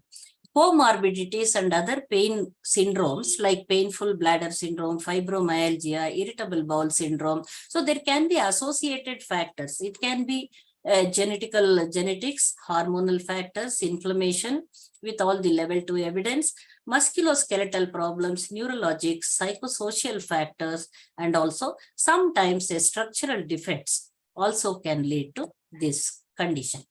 The consequences of vulvodynia in a woman's life can be devastating due to its significant physical disability, limitation in activities of daily living, and psychological condition. It has usually deleterious consequences on a couple's sexuality and intimacy. It has more serious psychosocial consequences than other pain conditions. Many women report feelings of shame, worthlessness as a sexual partner, dissatisfaction with their body, and low self-esteem. It is currently recognized as a major health problem. The etiology is not entirely understood, though of course so many of these multiple factors which earlier I just enumerated. Women with genitopelvic pain penetration disorder commonly have impaired arousal, orgasm, or both. So etiology, if you take, there can be physical factors and also psychological factors. Superficial vulvar pain, you should be able to differentiate whether it is a superficial at the external region or after penetration or deep inside in the pelvis. So there can be provoked vestibulodynia with superficial pain, and then GSM, again recurrent tearing of the posterior fourchette in especially postmenopausal women. The deep dyspareunia may result from pelvic floor muscle hypertonicity or uterine or ovarian disorders. A history of trauma or sexual abuse can also contribute to the genitopelvic pain penetration disorder. The term Levator-Yanes syndrome is being increasingly used to replace vaginismus because symptoms of vaginismus typically result from levator ani muscle dysfunction. Levator ani syndrome may combine pain and emotional components. This disorder again may be primary, occurring with the first attempt at sexual intercourse, or secondary after having a normal pain-free sexual intercourse. You can see how the penis is bent and the penetration becomes impossible, and easy penetration is not possible once the muscle contraction occurs. So this you can see how the cycle of pain occurs. The body anticipates pain. Fear and anxiety may contribute. The body automatically tightens vaginal muscles. Tightness makes sex painful. Penetration may be impossible. Again, pain reinforces, intensifies, reflex, and it causes a reflex response. The body reacts by bracing more on an ongoing basis. Avoidance of intimacy, lack of desire may develop. Again, this is a vicious circle. Again, the body anticipates pain. So it says, the brain says, you keep away from this, it causes pain. So that's how the signal is sent to the genital region. So connection between the brain and the neurohormonal transmitters, which are there, with all this which is happening in the brain is transmitted to the genital region, causing that. So that's also known as vaginal blink. Like how you blink when something is heard on you and you close your eyes to protect your eyes. This is also like the similar response. There is one classification of vaginismus. The degree can vary. The Lemaire's classification, which is the very common thing, that according to this, there can be grade 1, 2, 3, 4. And another grade 5 was added by the PASI. The first degree varying from the simple spasm of the pelvic floor that can be relieved by reassurance, and spasm is present but maintained throughout the pelvic exam with the, reassurance, and patient elevates the buttocks to avoid being examined. More severe form of vaginismus, the patient elevates the buttocks, retreats, and tightly closes the thighs to avoid examination. In addition to all this, PASIC added the 5th degree, in which patient experiences sweating, palpitation, hyperventilation, shaking, nausea, vomiting, giddiness. She may jump off the table or attack the doctor. So this is the severe form of vaginismus, right from the mild. If at all, if a woman, when you ask her to go and lie down on the table, you want to do a pelvic examination, if she starts giving excuses and she says, I am not clean, I have got periods, I will come some other day. And then she says she is pushing your hand and not lying down on the table. These are all an indication that she may be suffering from vaginismus. So there only you can, just from her attitude and behavior itself, you can have a doubt whether she has got vaginismus. So the medical term for painful intercourse, you all know, dyspareunia, which is defined as persistent things. And the etiology for dyspareunia, various things like infections, inflammatory, traumatic, anatomic, functional, and musculoskeletal. And dyspareunia can be only pain only at sexual entry, after penetration, pain with every penetration, including putting on a tampon, deep pain during thrusting, burning pain or aching pain, throbbing pain lasting hours after intercourse. So these are all various conditions, whether when there is vaginal soreness, irritation, itching, burning, and frequent pain and bleeding, strong urges to urinate during sex, vaginal dryness. All these things are the varieties where you can find this dyspareunia, and which can interfere with it. Sexual intercourse. So the entry pain, there are other causes for the entry pain. Pain during penetration might be associated with a range of factors, including not enough lubrication. This is the commonest thing when the husband does not know how to stimulate the lady, how to take her to the proper arousal level. And then if there is no proper foreplay, so many times I have seen the husband suffering from erectile dysfunction or premature ejaculation.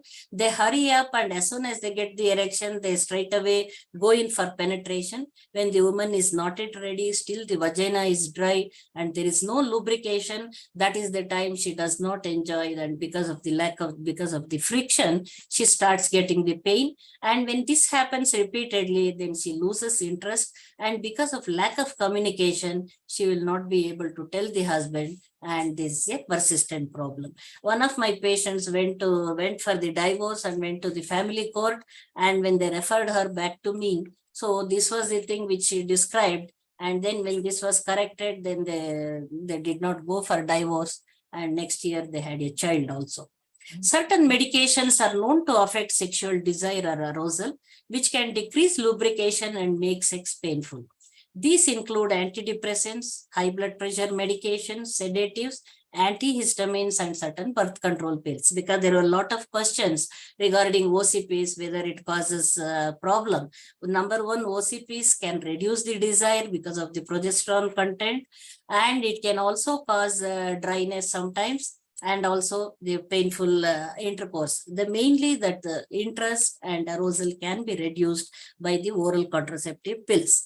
But that we cannot highlight always, because it happens in few ladies. When once you tell that, then so many ladies may stop using the birth control pills.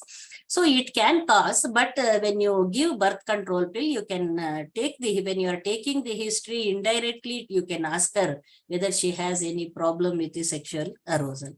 And if at all, if there is any painful dyspareunia, you can advise her some lubrications. Injury, trauma, or irritation. This is another thing. It may be due to accident, maybe due to pelvic surgery, or the female circumcision, episiotomy during childbirth, and even during radiotherapy and other treatment for cancer. Inflammation, infection, or skin disorder is very important, and including some of the problems of the urinary tract and the anus. Vaginismus, you all know about it. I'll just come to that again now. A problem present at birth. Vaginal agenesis or the developmental problems of hymen could cause dyspareunia. So when you are examining, you should always keep that in your mind, whether there is tight hymen, very narrow introitus, and whether that needs treatment. So deep pain can be due to various settings that can become worse in certain positions. So this is another history we should take, in which position, a regular missionary position, whether they are having pain, have they tried in other positions where she is not experiencing the pain. So that the change in the position itself can be a treatment for certain deep dyspareunia. Certain illnesses and conditions, which can include the pelvic inflammatory disease and other genital disorders, which you all know about it. Surgeries or medical treatments, scarring due to any reason can cause painful intercourse. Medical treatments for cancer, such as radiation and chemotherapy, can cause changes that make sex painful. And emotional factors or emotional relationship factors are very important for any type of sexual dysfunction, like psychological issues and stress. Stress can cause further tighten the pelvic floor muscles, and history of sexual abuse. Ma'am, 5 minutes left. Excuse me, ma'am, 5 minutes left. Okay, if you can give me another 5 minutes more, I can little more of treatment. Sure, madam. No, be fast as possible. Okay. So symptoms and signs, and as I was describing, you can know that with a proper pelvic examination.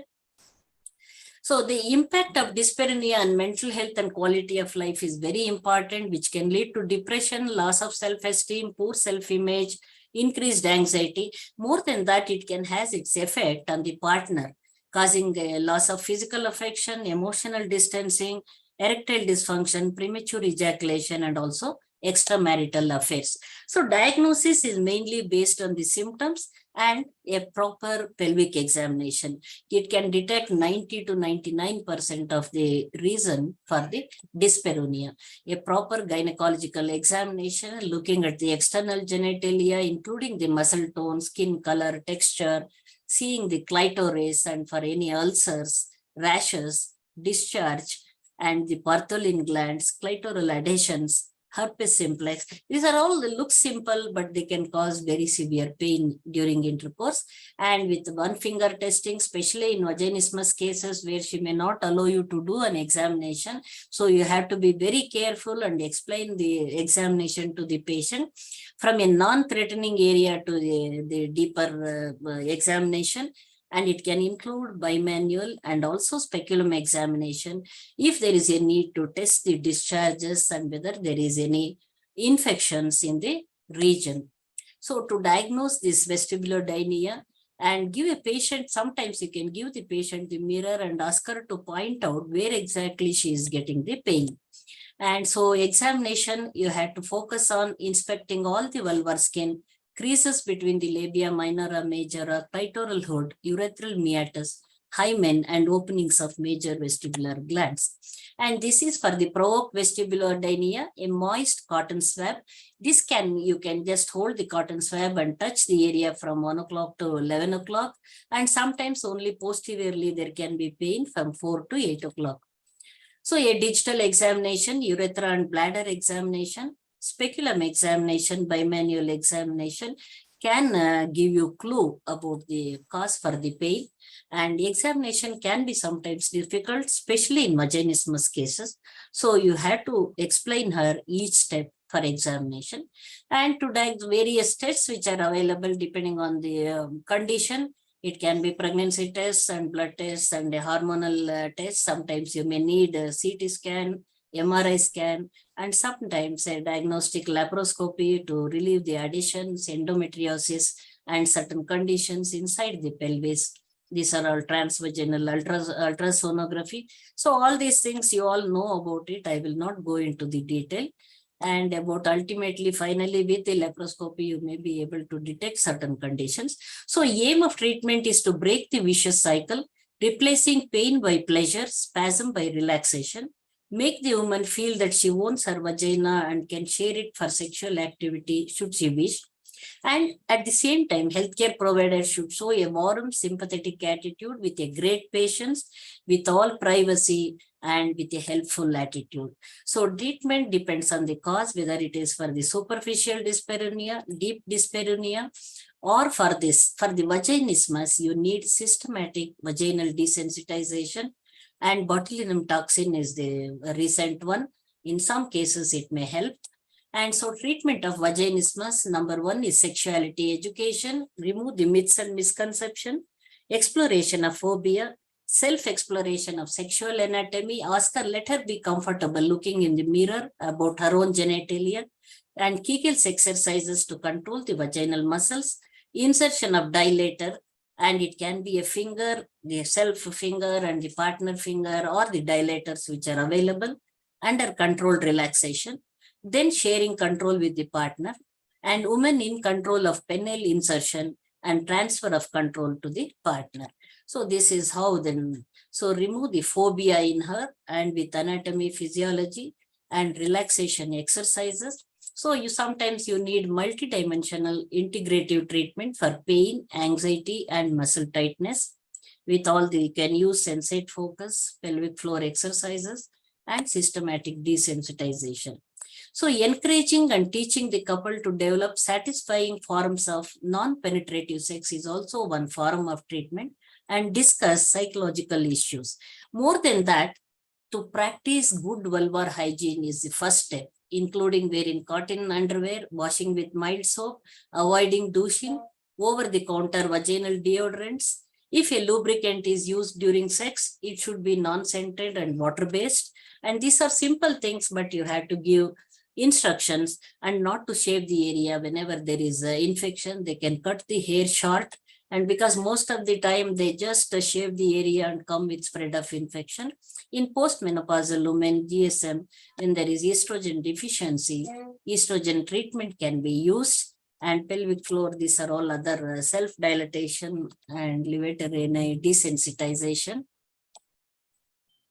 So there are sometimes the vaginal cones which are available in progressive sizes. They can usually keep it for 10 to 15 minutes in progressive sizes, slowly become desensitized and become comfortable for penetration. And for pelvic floor dysfunction, this topical hormone estrogen can be used. And depending on the condition, whether if there is any anxiety, amitriptyline, nortriptyline, gabapentin, these are the drugs sometimes which can be used. Botulinum, you all know about it. And treatment for vaginal dryness and increase arousal, water-soluble lubricants, cream, gel, suppository.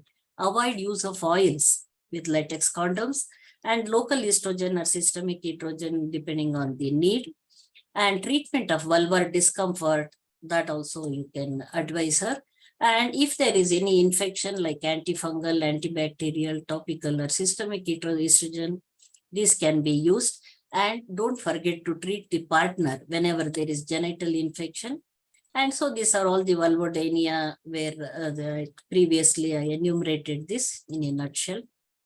So treatment for deep pain, there can be use of antibiotics, laparoscopy, avoid deep penetration, woman on top, or change of position. So these are all candidal infection, bacterial infection, and lubricants. And if there is any vaginal stenosis, especially in the cancer treatment, you have to advise her vaginal dilators and the creams. And if there is postpartum dyspareunia because of the reduced estrogen, you have to advise her properly and you can give lubricants for some time. And surgical management, only if there is anything that can be corrected surgically, you will have to go in for surgery. And vestibulectomy is a very rare surgery, very rarely it is done, but occasional woman may need this vestibulectomy. And referral to a certified sex therapist, psychological therapies, cognitive behavioral therapy. Though, of course, all these things are enumerated for the sake of study and also research and other things. But in common conditions, easy to take the history, easy to treat, and you don't need such elaborate things and elaborate list of all the treatments. I am sure you can definitely manage this dyspareunia and vaginismus once you understand what it is. So patient education and about the health and hygienic measures and giving her a proper advice. Partner involvement is extremely important in any of the treatment of sexual dysfunction. So vaginismus, vestibulodynia and dyspareunia, they can overlap. Clinical syndrome that consists of overlapping elements of hypertonic pelvic floor muscles, pain, anxiety, and difficulty in penetration. These are the components of genitopelvic pain penetration disorder. And depending on what exactly is the cause, do a proper examination, do the investigations, and then treat accordingly. So I am sure you can treat most of the 90 to 95% of the cases you can treat. And some of the more difficult cases of vaginismus where I have seen even the tonic contractions of the thigh muscles. And if you just go near her, and such severe vaginismus cases I have seen, they may take little longer. But one thing you have to understand is vaginismus is 100% treatable. And you have to treat that. Otherwise, for the rest of the lifetime, they remain like that in non-consummated marriage. So dyspareunia is a quality of life problem. Statistics do not reveal the individual problem. Elusive pain syndrome has many unexplored questions. Myriad of symptoms and subjectivity is very common. Dyspareunia can be a major stressor on a relationship. Symptoms can be managed successfully, definitely, if you can help your woman. Thank you very much for the patient hearing. Sorry, I overshot my time probably by 5 minutes. Thank you, Dr. Padmini Prasad, for covering this exhaustive topic in such a short time. Yeah. And before leaving, may I request you to please answer the queries in the chat box as we are already 30 minutes late. Okay. And Dr. Varning, please invite the next speaker. Yeah. Just unmute, yeah. Yeah. Good evening, everyone. So moving on with the next topic is sex and pregnancy. And the speaker is Dr. Radwa Abdelazim El-Feki. I'm sorry if I pronounce the name wrongly, Dr. Radwa. And she is chair WPA section on psychiatry and human sexuality. And she is presently the consultant psychiatry and creative art therapist in Cairo University. And many publications and workshops to her credits. And the thing is that she is running her own TV show, and she was the media presenter on sexual health in 2020. Dr. Radwa, over to you. And I can say you are beauty with brains, a perfect composition. Thank you, Radwa ma'am. The stage is yours. Thank you, Radwa madam, and welcome. Thank you. Thank you so much. Straight away from Egypt. Yeah, welcome. Welcome to India. Namaste. So virtually, we are welcoming you. Yeah. Well, Namaste, India is a beauty on its own. And I think this beauty is part of every Indian, the culture, the ideas, the yoga, the philosophies, the Hinduism, everything. I'm super fascinated. And it's worthy to mention that as a creative art therapist, the Indian philosophy and core concepts and essence are part and parcel of every practice, because we do meditation and we use breathing techniques adopted from yoga. So you are present in almost every session. Should I proceed with the presentation? Yes, madam. Yes, madam. Yes, madam. Okay. May I ask whether it's interactive or I will just go on steadily? Just Do go we on, get just questions? go on, madam, because it will be difficult to interact with so many people. Thank you. So I had to actually quickly prepare this presentation on the side of the road because we have a block, and now I'm not from home. I'm from a friend's home, because otherwise I will not be able to catch the presentation. So the simplicity of the slides, I hope it's clear, the main content for the essence of the course. Yes, madam. And how much time do I have? 30 minutes, madam. Okay. So I will hit the core immediately. Many of our participants are already obstetrician and gynecologists. They are aware that there is a significant biological transition occurring with every woman during pregnancy. And this entails physiological, anatomical, and behavioral. We will go on and understand a little bit what does that mean. So what happens in the mind of that woman? I am no more the same. I am a little bit different. Maybe I am two, because I am carrying another creature. My body is no more the same. There is mental changes also because of the hormonal changes, because of the edema, because of actual biological changes happening in the brain. The sense of discomfort. How about the partner? Is he liking me the same? Will this relationship go on? Will he be actually interested in looking at other women at this time? So this comes to the emotional part. I am not feeling safe. I am not feeling the same. I am not in comfort with my own body. It's no more only mine. I have to take care of the child. I have to take care of this new being. So there are emotional changes. And the hormonal swings during pregnancy also are so important, because that means it is not really voluntary what's going on. So the woman is not just in her own mind, but also there are hormones here involved. So what happens with the sexual function? Is it the same all through the pregnancy? Is it declined all through the pregnancy? Actually, during the first and third trimester, which means the first 3 months and the last 3 months, this is the most reported frequent sexual dysfunction that happens during pregnancy and the postpartum period. What are the negative factors included that does affect this decline? We all know as OBGYNs that there is nausea, vomiting, the breast is tender. So when it comes to sexual manipulation and touch and intimacy with a partner, the woman is not really comfortable. She's in pain.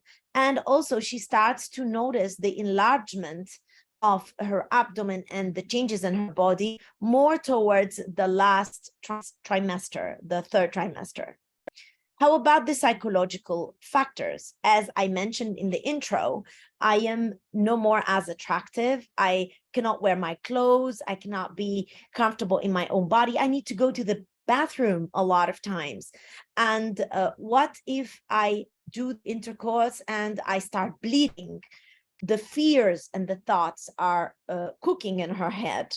And what if I harm the baby? my God, I don't want to lose this baby, fear of miscarriage, and also fear of having to deal with a premature labor. And what happens with the same things postpartum? Why? I mean, now that I am done with the baby, my body is going back to its shape before delivery, before, yes, giving the child. So no, we were having different problems postpartum. Now there is pain, dyspareunia, and vaginal dryness. There is difficulty in reaching orgasm, so we are having orgasmic disorders. And also the mode of delivery differs a lot, and we're going to talk a little bit further in the slides. And the breastfeeding, the priority goes to the baby. I am not able to sleep. I have to wake up for the baby. I have to take care of the baby. I'm exhausted. And we all know that sex entails energy and desire and being relaxed and using the parasympathetic system and in correlation with the sympathetic system. So fatigability is not really in favor for women nor for men. And never forget postpartum depression. You as OBGYN, you need to be very well aware that 1/3 of the women may suffer from postpartum depression, and sometimes during pregnancy as well, the same percentage, almost 30% may be diagnosed with a depression. You may not miss this diagnosis for adequate referral and management. Just a quick slide, but to include that because some people do not actually continue in the pregnancy for one reason or the other and go for abortion. We found that induced abortion has the maximum guilt and anxiety and sadness, that in case the pregnancy was not with a very favorable outcome. Worthy to mention that although you guys, all obstetrician and gynecologists, do probably see a lot of the sexual dysfunction, if you got interested and focused to ask about it with the women, like ask them what's going on, or ask the partner if they are joining them in the visit, not the mother or the sister. Although you do hear that if you ask about it so frequently, but unfortunately there were no so many studies. It is infrequently studied. And many women avoid the subject. They don't want to talk about it. They're more focused on the pregnancy, their well-being, and the baby.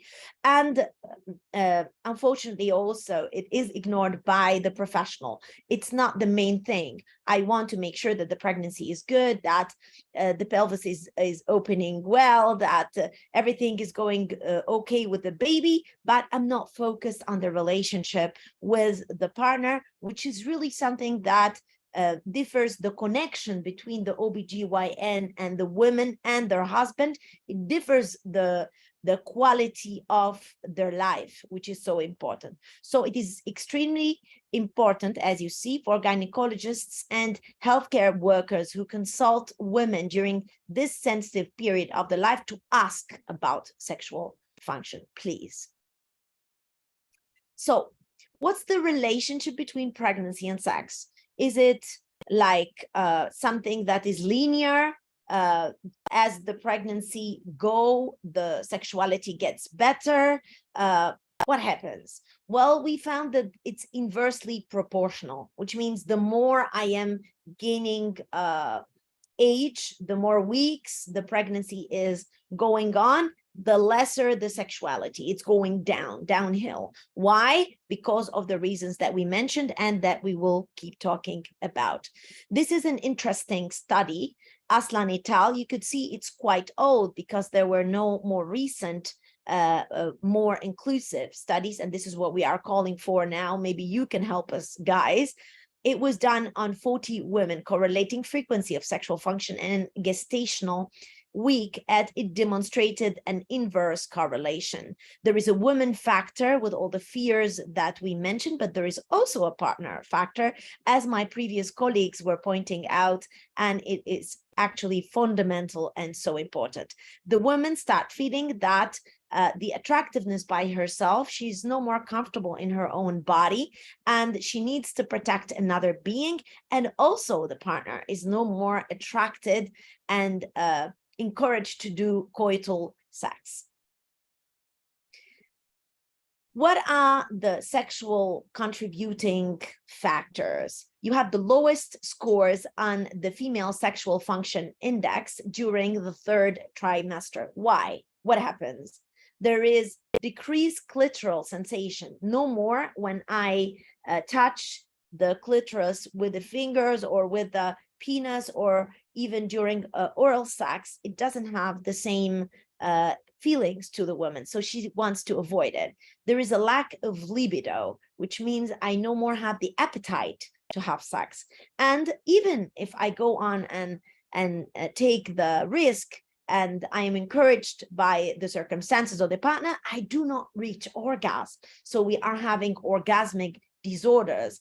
And never miss that one. It is so important, which is the urinary trouble. I am afraid to actually have micturition during sex. And this is a great shame for the woman. She does not want to go through this experience with her partner. So is this due to lack of androgens during pregnancy? Because there are hormones, other hormones that are more important, estrogen, progesterone. I am preparing the breast for the lactation, the prolactin. So I don't have the same levels of androgens. And we all know that androgens are directly associated with good sex and desire and libido. So is it related to this or what? So by actually studying testosterone, free testosterone, and dihydroepiandrosterone sulfate, surprisingly, there were no correlation with sexual function scores in any of the pregnancy trimesters. Also, never forget, and in any of the different ages of the women. So that means whether the woman was old or young, nulliparous or multiparous, like this is a preemie or multi first pregnancy or many pregnancy before, we did not find any discrepancy. There was no association between the levels of serum androgens and sexual dysfunction during pregnancy. So what happens postpartum sexual dysfunction? What really goes on? We have episiotomy discomfort. You guys, many times you want to protect the perineum, you're worried, so you do the episiotomy, mediolateral or median, and this actually does affect and delay when the woman will resume sex. Fatigue, she needs to wake up, lactate, and take care of the child, and maybe other things at home. No more the same libido. She's still suffering from vaginal bleeding and or discharge. Sex is painful. Why? Because there is no enough lubrication. She's not getting a pleasurable sex. She's getting a painful sex. And she's afraid, you know, a lot of us know very well from our clients or from personal experience that sex is relaxing. So she is afraid that she's going to oversleep and not hear the baby or not wake up for the second or the next meal. And also she is worried because she's hurt. She's already injured below. So she does not want further injury or further bleeding from the sexual intercourse. And never ever forget, she is no more feeling attractive. And this means that the partner needs to work on reassurance. And also you need to look and work at the partner on the time frame that their normalcy, whatever that is, the looks of the woman, her fitness during the act itself will resume back again. So is this the beliefs of the woman and the partner, or is there something common out there about delaying, like wait a little bit, don't go immediately to the sexual intercourse right after pregnancy? So in South Nigeria, we have some beliefs that says that intercourse will lead to having semen into the milk. So you're actually going to be breastfeeding your baby with semen in the milk. So they want to stop at least for a period of 15 months to secure that this route is not going to be connected. Note, it is about the same time that breastfeeding is going to stop, because weaning process may start at this time. And in other parts of Nigeria, they think that the woman is wet and she needs to dry. So they cannot like inseminate that with more discharges and seminal fluids. They need to leave her to dry from the blood, etc., etc. It's a way of like not causing further injuries. In other religions like Hinduism, and you tell me more about it, I'm sure you're more professional in this cultural beliefs, and in Judaism as well, and sometimes in Islam in certain conditions, they prohibit for a short time till the woman is feeling better and it's not a risk on the woman. So what amounts to the desire problems, the libido problems, like I don't have the appetite? There are hormonal changes and an orchestra of different hormones booming in the blood. And it's sort of like causing bruit on the mental capacity to respond to stimulation. So the woman does not respond to touching her breast or other erogenous areas the same because of these other hormones playing. So for example, the prolactin engorging the breast ducts, preparing for lactation. The lack of sleep fatigability, so I cannot really relax and open up. Fatigue, altered body image, postpartum depression, and the lactation. We need you guys, remember, this is so important. I put it in a different color, that the decrease in libido and the appetite is more in first-time labor. So it's more in primiparous than in multiparous, who have more adaptive mechanisms.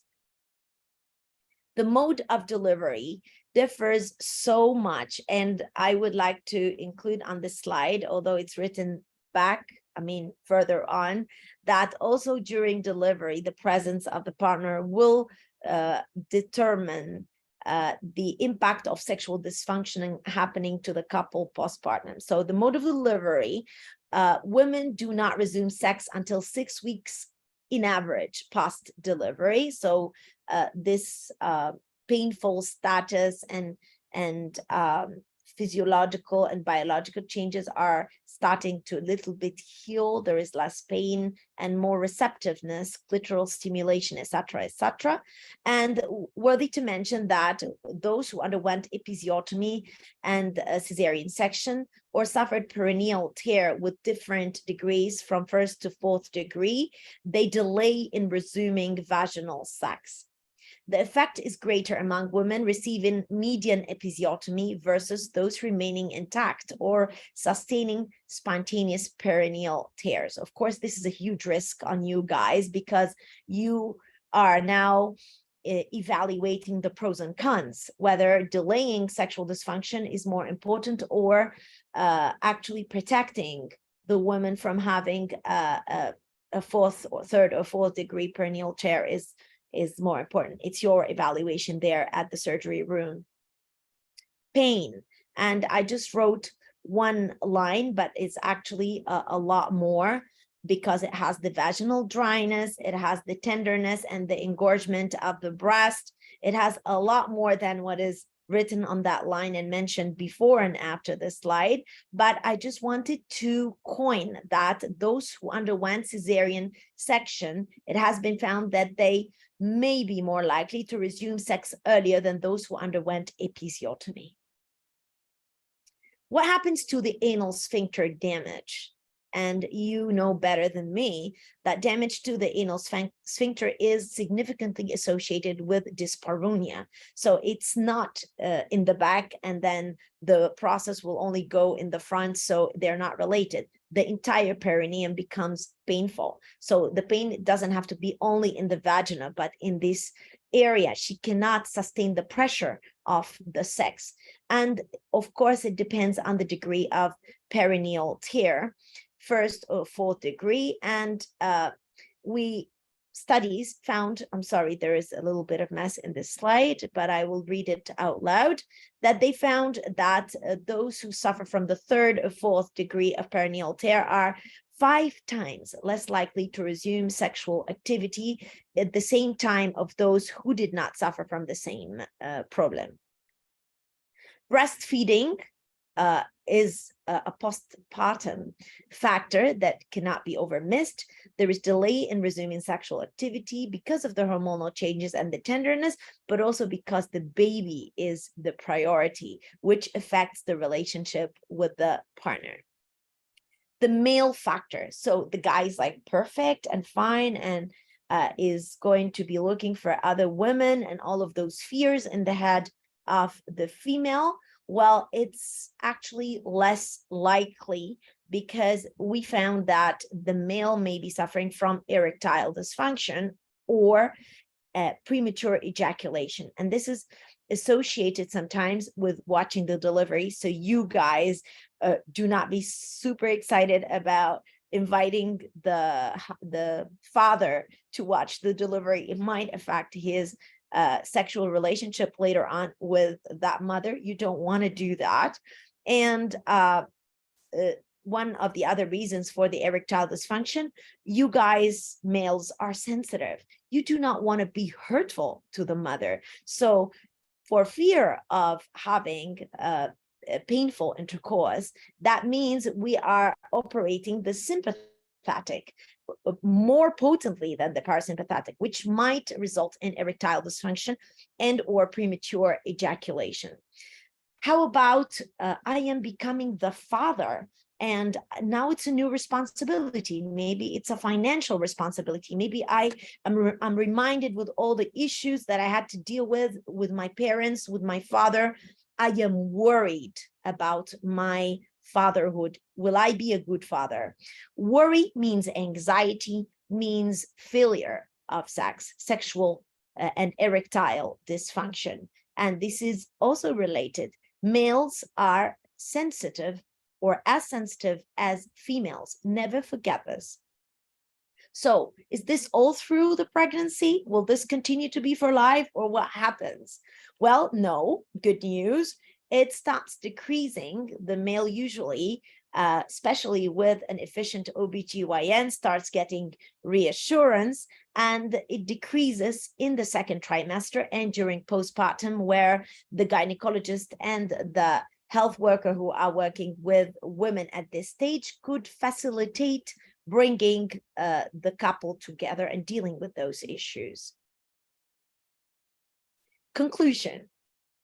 All studies are in agreement that there is a significant reduction in sexual function and activity during pregnancy. Sexual activity does not cause any harm to pregnancy. Disturbed body image and urinary problems cause significant sexual dysfunction. Do not forget this, guys. Dihydroepiandrosterone is not correlated to sexual dysfunction during pregnancy. The male factor, the partner, is a key player in sexual dysfunction during pregnancy and postpartum. High-risk pregnancies, it's recommended to consult the OBGYN to consult you regarding sexual intercourse. Is it a high-risk pregnancy? Will actually that vaginal intercourse induce labor or not? This is for you to respond to. This is my email. You are free to take a picture, and you are all welcome to join the human sexuality section, psychiatry and human sexuality section at the WPA, where I am honored to be the current chair, and Dr. T.S.S. Rao is the co-chair. And we have European representation, we have African and Asian representation now, Dr. T.S.S. Rao, Dr. Dibanjan, Dr. Shamsul, and you are most welcome to become part of that section for activities and updates. And also there is a course free online published on sexual disorders, how to easily diagnose it and manage it. So feel free to connect and get that course. It's only a 1-hour course. Thank you very much, dear faculty, for your invitation and for bearing with all the time differences and all the complications. And I hope that has been useful. And thank you very much. Thank you, Dr. Adwa.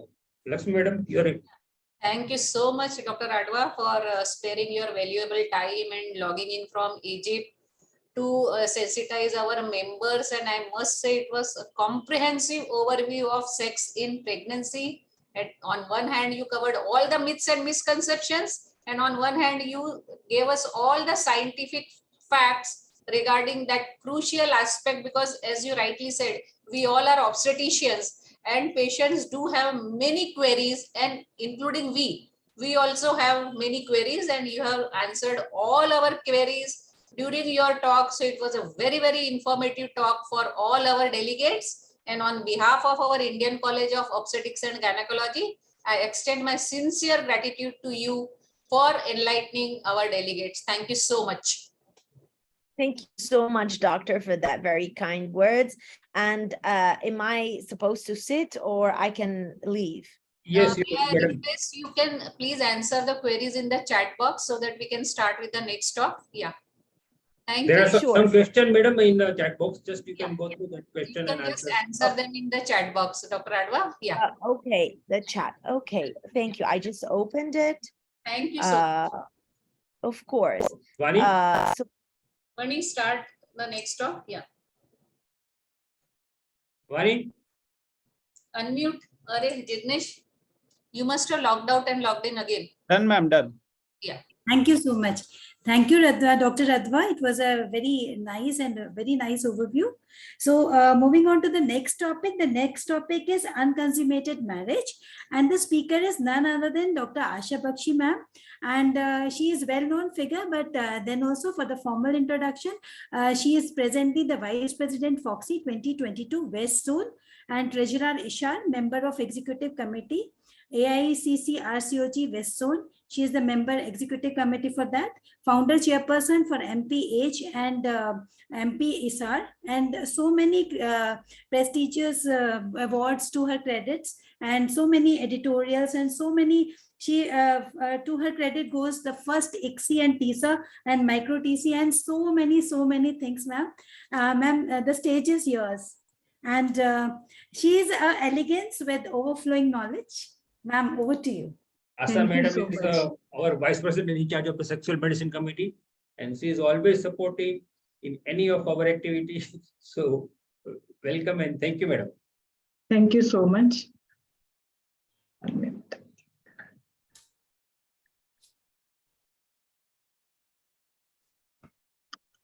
Can you see my screen? Yeah. Yes, ma'am. This one. Yeah. Make it full screen, Asha. Yeah. Great. So thank Yes, you very perfect. much, Dr. Lakshmi, and the whole team for giving me this opportunity. And though I'm not the best person to give this talk, because there are such, I can see such great authorities on this subject, but I'll see if I can do some justice to it. Because as an infertility specialist, I do see lots of patients where the marriage has not consummated. And these patients of unconsummated marriage or non-consummated marriage, they really remain silent. And it is only when we talk to them, we explore, that's the time we come to know. And the best time to know that is when usually these couples, they come with mother or mother-in-law or a big team. And you ask them, everything is going on well, you know about the sexual aspect, and when the ovulation occurs, everything is fine with them. But just you take them to the ultrasound room and go for transvaginal sonography. That's the time you realize that, oh my God, consummation has not occurred. Patient wouldn't let you do the transvaginal ultrasound examination. And that's time, most of the times it is discovered. So unconsummated marriage is defined as the inability of couple to engage in successful sexual intercourse at the beginning of their marriage, especially in the few initial nights.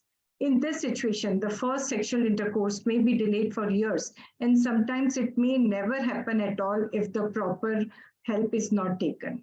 So persistent unconsummated marriage can have significant negative consequences for the married couple, potentially leading to divorce and difficulties with fertility. Because we all know that marriage is taken as a permission to sexual activity, and the aim is to propagate the species, that is the procreation. So if consummation does not occur, the purpose is not done, and that many times leads to, if not taken care of in time, then that may lead to divorce. The prevalence is really very difficult to find out because it is such a sensitive issue, such a private issue, and people will never come with the problem. So it's very difficult. But some studies have been done and they have shown the prevalence to be 7% to 63.9% in various societies. That's a lot. And the prevalence of this order was 8.4% in a study from Baden. However, 17% prevalence has been seen in conservative Middle Eastern societies and developing countries. And it has been described that in developing countries and with lack of education, this problem is more. But I would like to share something that I see patients from all strata of our Indian society. And non-consummation that I found was more amongst the educated lot than uneducated lot. I feel these people, they are more open, they have big families and they talk to each other and exchange the ideas. Whereas these days, because of the nuclear family and people have become so private about themselves, they are not so open. So maybe that is the reason. And you won't believe, I have had patients who have be living abroad for so many years, and when they come to me and when I examine, there is non-consummation, and when I asked them, they said there is no one to discuss about, and we were hesitant to go there in the foreign country to discuss with the sexologist. So this is a very common problem, and I'm seeing lots of these IT people coming with such problems. Now, what are the factors leading to non-consummation? And factors may be in the male, may be in the female, or may be common, maybe some practices. So already I think my job has already been made a lot easy by Dr. Reddy, Dr. Kapila, and Dr. Padmini's talk, where they've spoken a lot about the desire, the ejaculation, the pain, and all those things. So that makes my job much easier. So there may be vaginal penetration phobia, there may be vaginismus, there may be dyspareunia, there may be low female sexual desire. Or in the men, there may be premature ejaculation, there may be erectile dysfunction, there may be low male sexual desire, spinal cord injury, hypercholesterolemia, hypertension, diabetes, smoking, alcoholism. And one important thing that I have found in my practice, many times when they are very obese, men, women, or both, then sometimes they do not know the proper position to do the sexual intercourse. And sometimes that is also a cause for non-consummation. So there may be an anatomical cause also. I've seen a patient who had severe arthritis and could not really part her legs and could not really, in ordinary position, she could not do the intercourse. So she really needed guidance for proper position to do intercourse. So these things may be there. Then there may be religious, cultural, or psychological factors, lack of sufficient sexual information, misconception about genitalia, sexual performance anxiety, lack of privacy, and many times there is history of sexual abuse, which makes them feel guilty and whatever, and they are not open about it. And then there may be religious rules also and sexual limitations also. Just let me charge the laptop.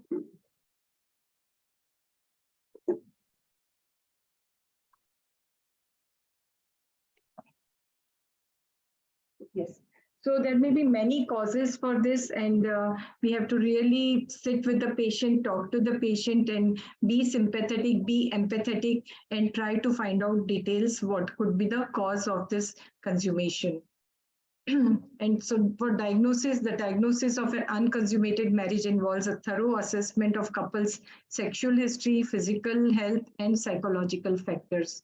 In the male, you have to take a good history, take a good sexual history, whether he has been doing sexual intercourse in the past, whether he has had any other partner.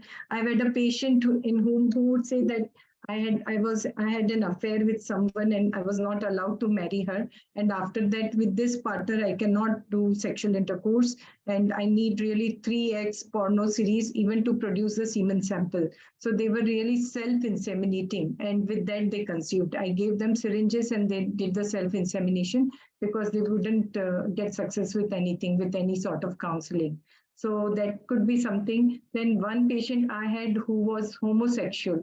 So the husband was active with another man, but was not active with the woman. So, but usually we don't ask such histories and we are hesitant. So I sent this couple to the sexual therapist, and there it was revealed that he's having another male partner. So ultimately this couple conceived with intrauterine insemination. And there may be experience of pain or discomfort which doesn't let him do intercourse, or there may be some psychological problem. There may be some relationship issues. He doesn't like the woman. He doesn't feel attracted to that woman. And there may be some emotional barriers.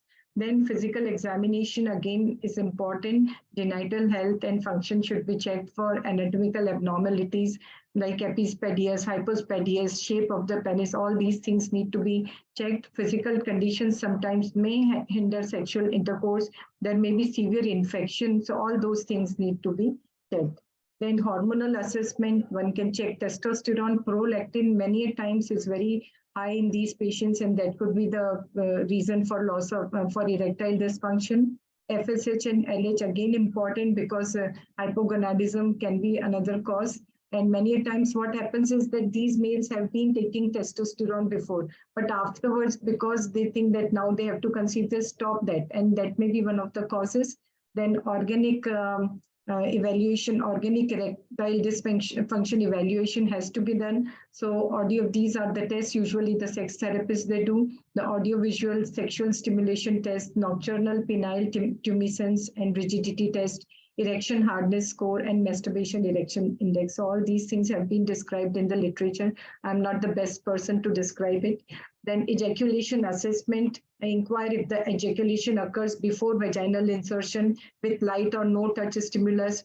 Assess the presence of ejaculation antepartus, that is ejaculation occurring before the penetration. These things I think we can very nicely in a subtle way ask and take the history.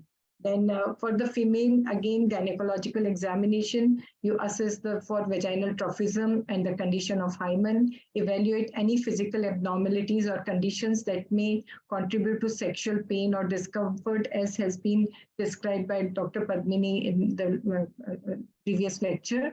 Then dyspareunia diagnostic criteria is there, whether there is recurrent or persistent genital pain during sexual intercourse, marked distress or interpersonal difficulty caused by the pain, leading to avoidance of sexual experience or disruption of existing sexual relationship. And that is very, very common, especially I think many a times they don't have an idea about the foreplay, and woman is not really aroused well and the lubrication is not there.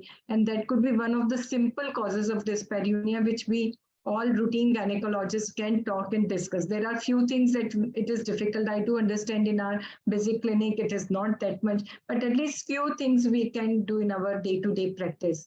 Then there are vaginismus diagnostic criteria, which have been described. All the grades have already been described, and recurrent and persistent involuntary spasm of musculature of the outer third of the vagina that hinders the sexual intercourse, marked distress or interpersonal difficulty caused by the condition. I was going through that chat and somebody wrote that in vaginismus, the last criteria would be that patient runs away from the clinic and she takes your speculum along with her. So that could be an extreme form of vaginismus. So physical examination, you identify any physical condition or anatomical abnormalities that can hinder sexual intercourse. It involves assessing genital health and function. Then psychological assessment, evaluating psychological factors that may contribute to unconsummated marriage, such as anxiety, trauma, or relationship issues. Counseling sessions to explore emotional and psychological barriers to sexual intimacy. So I think for that, proper counselor would do the justice rather than us doing anything much in the day-to-day clinic. Now, coming to the management, already it has been talked about non-pharmacological treatment. The sex therapy, it involves counseling and techniques to address psychological barriers, improve communication, and enhance sexual intimacy. Then cognitive behavior therapy, it focuses on identifying and modifying negative thought patterns and behaviors related to sexual intimacy. And sensate focus already, I think Dr. Padmini has already discussed a technique, and even Dr. Kapila talked about it, a technique where partners engage in non-sexual touching, as he said, the massage and all those things, gradually progress to sexual intimacy, helping to reduce anxiety and build trust. Now, communication and relationship counseling is again important. Couples can work on improving communication, resolving conflicts, and strengthening their emotional bond. Then education and skill building, learning about sexual anatomy. And I think it is usually what we do is we at least show them or diagrammatically, and we show them a mirror also. And with the mirror, we point it out that where is the urethra, where is the vagina from where the baby comes out and where the intercourse has to happen, and the anus. And that anatomy, the explanation of that anatomy many a times helps them. So that is very important.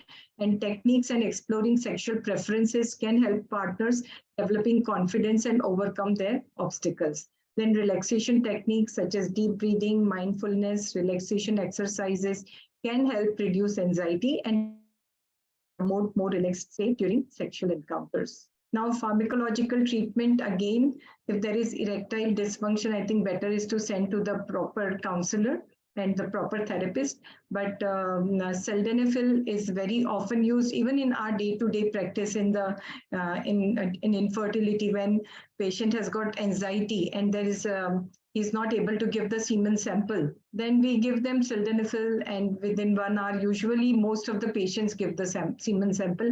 We allow the wife to go in that room and it happens. So I think this particular drug has really been very helpful in treating the male erectile dysfunction.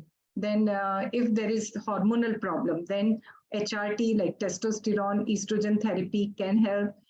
In the woman, vaginal creams, rings, and pet tablets are available, and it's a very, I think, common observation which all of you must have observed, that in India many women are getting reduced ovarian reserve and premature menopause also. So you don't know, this woman may be hypoestrogenic, so it's important to investigate that, and if so, then you give HRT. And amongst the HRT, one very good HRT which I have found amongst the patients, that is tibolone. If you give tibolone, if you are at the moment not just bothered about pregnancy but sexual intercourse, then tibolone, especially for menopausal women, works very well. It really elevates the mood and it really increases the androgens. And androgens are also important in women. We think that it is only estrogen, but it is androgens also which are very important. And I still remember in the good old days when I used to work in England, and we used to do total abdominal hysterectomy with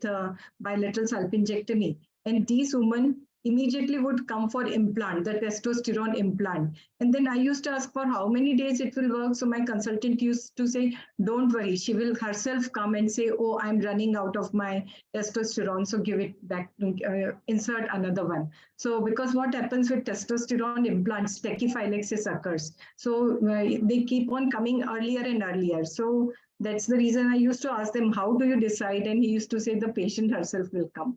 Then sexual desire disorders, and I think already Dr. Randhawa has talked about flibanserin, which is being used very often in US, and it also increases sexual desire, but it is not as effective in males as sildenafil.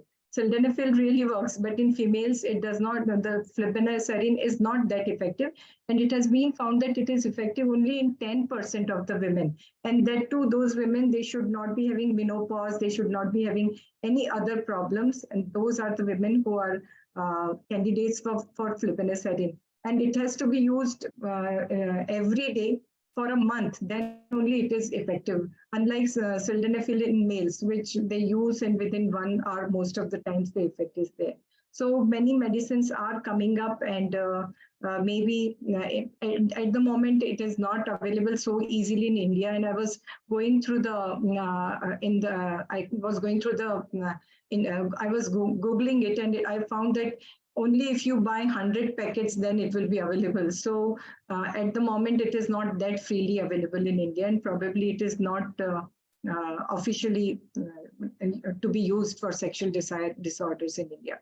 Then coming to the lubricants, I think lubricant is an excellent idea that really reduces the fear of the woman if there is vaginismus, and they can be water-based or silicone-based lubricants, and they are very good. Sometimes if she is having lack of estrogens, then giving some vaginal lubricants also will help. There are many vaginal lubricants are also available, and they can be used for dry vagina. Then medico-legal problems, medico-legal issues surrounding unconsummated marriages can vary depending on the jurisdiction and specific circumstances involved. Here are some potential medico-legal considerations. The first one is divorce. The unconsummated marriage can be ground for divorce in certain legal systems, depending on fulfillment of marital obligations. Procedures and requirement for divorce differ from among jurisdictions,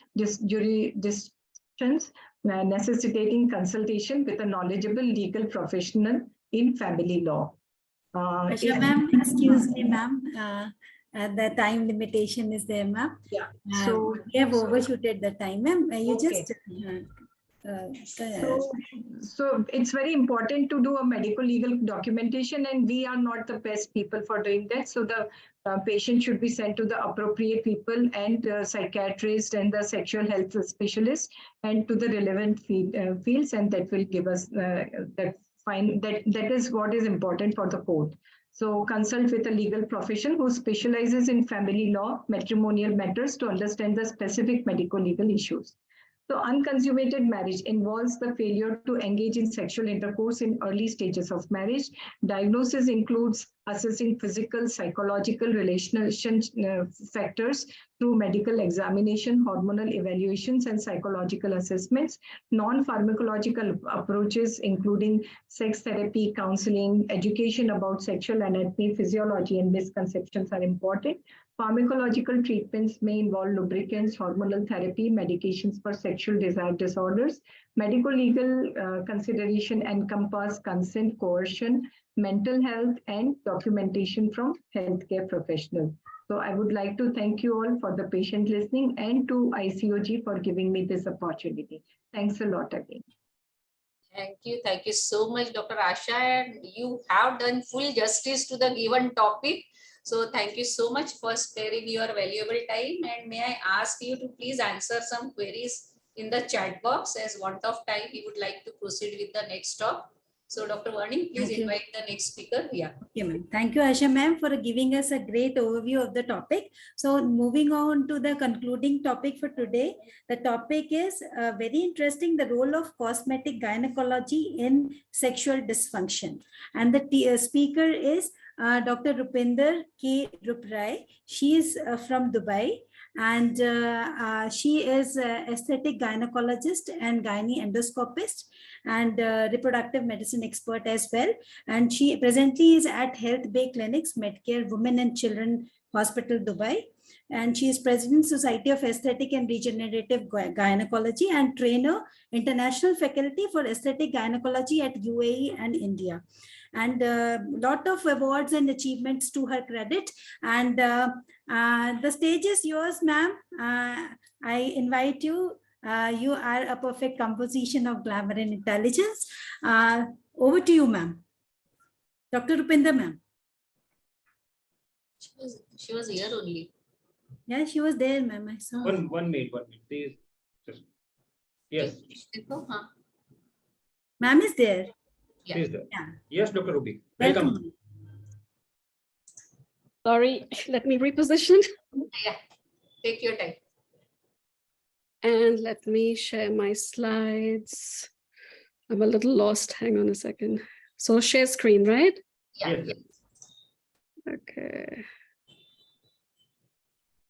Okay. What's happening? How do I share it? It's not sharing.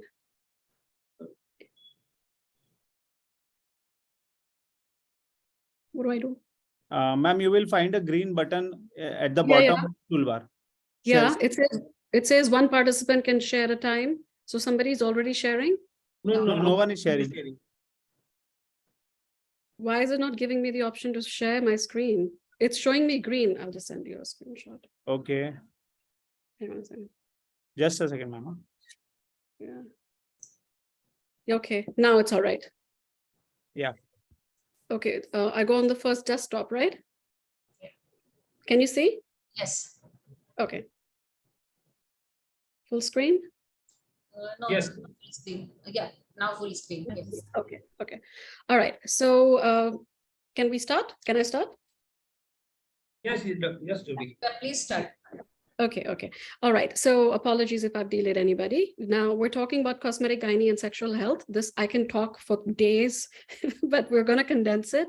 So hence I'll just highlight everything and what we're currently doing and what we're what all it encompasses, right? Okay, so the reason we've kind of got into this field is very important. It's not only to address health concerns, but it was also to address wellness and well-being. Why wellness? Because wellness has a direct influence on overall health of any woman. And therefore, if somebody's not well, for example, somebody's feeling low in the way that they look, or even in minor issues that can impact their sexual life, and it can really impact their health overall. For example, anxiety issues and sleeplessness that can have hormonal imbalances and so on. So overall, it can impact any woman's health. And hence, we went more into this field. Cosmetic gynecology is now looked upon as basically it's an anti-aging field. Okay, sorry. Right, so hopes is it's not just for aesthetic reasons. More and more as we ventured into this field, we realized we have more form and function services when it comes to cosmetic gynecology, which are equally important for pelvic floor health. So components now in today's date are not just cosmetic, it's also encompassing regenerative medicine, what we now call regenerative gynecology, as well as functional gynecology. And both of these, regenerative and functional gynecology, are kind of interchangeable. So let's look at sexual dysfunction and how it impacts women. The rates of sexual dysfunction we have seen in premenopausal can exceed 30% of women. In postmenopausal women, it can exceed by 50%. Those with urogyne issues, it can exceed by 60%, and those with breast cancer by as high as 70% and above. So patients that come with reported dissatisfied appearance or anatomy, they're not happy with it, also, at least in this part of the world and abroad, is more than 50%. I understand in India and probably our conservative societies, we're probably still not taking that history on how they feel.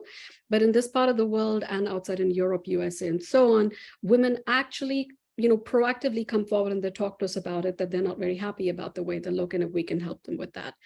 So it's taking a heavy toll on quality of life and relationships, and it is still really underreported and therefore undertreated. So we'll now talk about what's really happening below, and it's all about vulvovaginal aging. So what leads to vulvovaginal aging with ongoing or advancing age? What happens in every woman, okay, as even from their teens, there is always constant tissue remodeling that takes place. And this tissue remodeling is influenced by genetics, her menopausal or perimenopausal status, or we could also talk about general lack of estrogen, even especially if they've been on prolonged use of progesterone for various indications. Then it can also result from destruction from natural factors such as pregnancy, delivery, and so on, or if somebody's been smoking. So this is why I always take this history. I always ask about smoking, shisha, vaping these days as well. You must ask this because smoking heavily destroys the tissues or it accelerates this aging. And of course, if there's weight-related changes, now people are going for gastric balloons,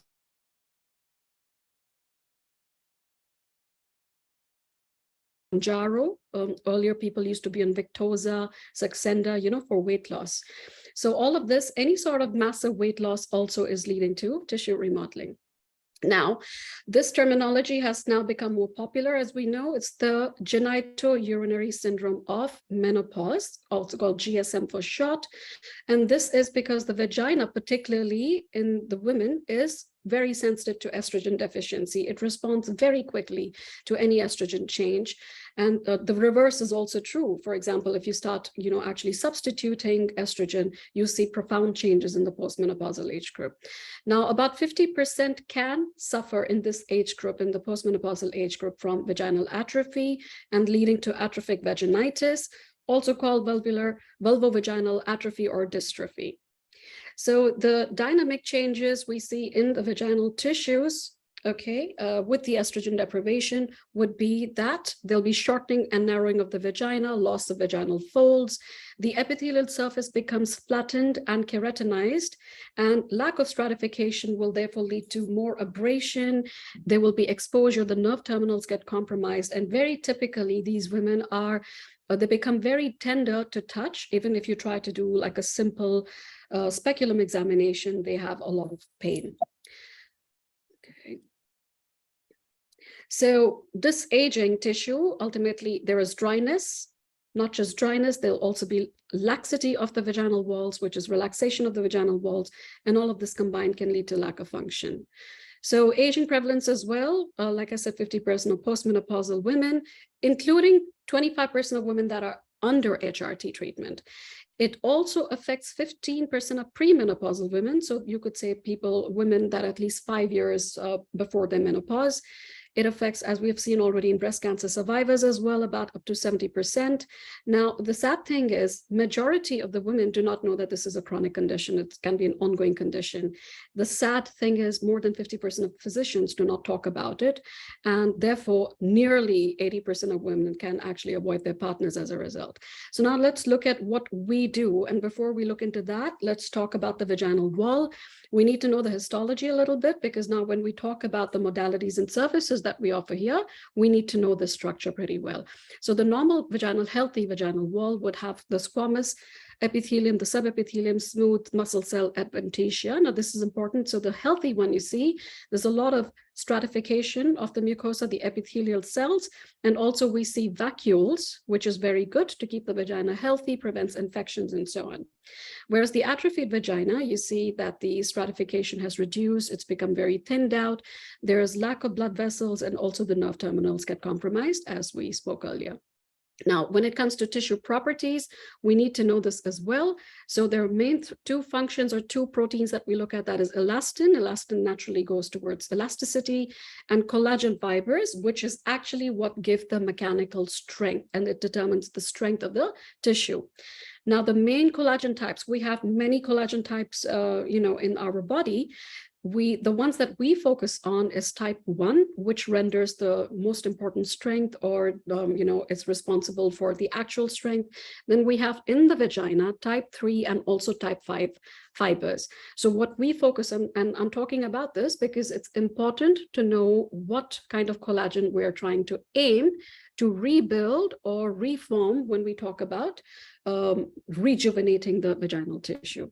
Okay, so we lose collagen as we age, right? At the age of 20, until the age of 20, we have the maximum amount of collagen, and thereafter we start to lose collagen at the rate of 1% every year.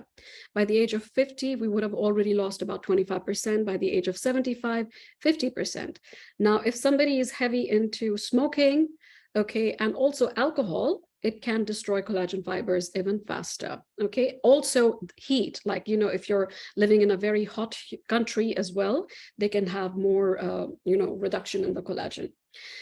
What we need to know about collagen is not just that the type 1, like I said, we have type 1, type 3, type 5. What's important for us to know is we need to restore the ratio between type 1 to type 3. So like I said, the most important one is type 1. And naturally, when we're going to try and aim to rebuild or restore the mechanical strength, we want to focus on trying to increase the type 1 collagen as opposed to type 3. That is, improvise on the 1:3 ratio over here. And there's other factors, for example, cross-linking morphology, metabolism, and then we have certain enzymes that break down these proteins, gene expressions, and so on, which also regulate tissue remodeling. So in the pelvic floor connective tissue, we have fibrillar components, which we just discussed, collagen, elastin, and we also have the non-fibrillar, which would include the glycoproteins, proteoglycans, hyaluronic acid, and also smooth muscle cells. Now, the amount and type of collagen, as well as the degree of cross-linking, is what will determine the actual mechanical strength of the tissue. So I think this we already know, and I've already covered this. I'll skip to that and go to the next. So what happens as a result clinically when somebody has GSM? They will present you with dryness, burning, irritation. They do not have, they lack lubrication. Therefore, they can come to you with pain, dyspareunia, that is impaired sexual function. The impaired sexual function can also be anorgasmia because of tissue shrinkage. They can have urinary symptoms, various such as incontinence, recurrent infections, urgency, and so on. When it comes to alongside the vagina, we also have the urethra. So even the urethral tissue, because we also have estrogen receptors there, can also undergo atrophy.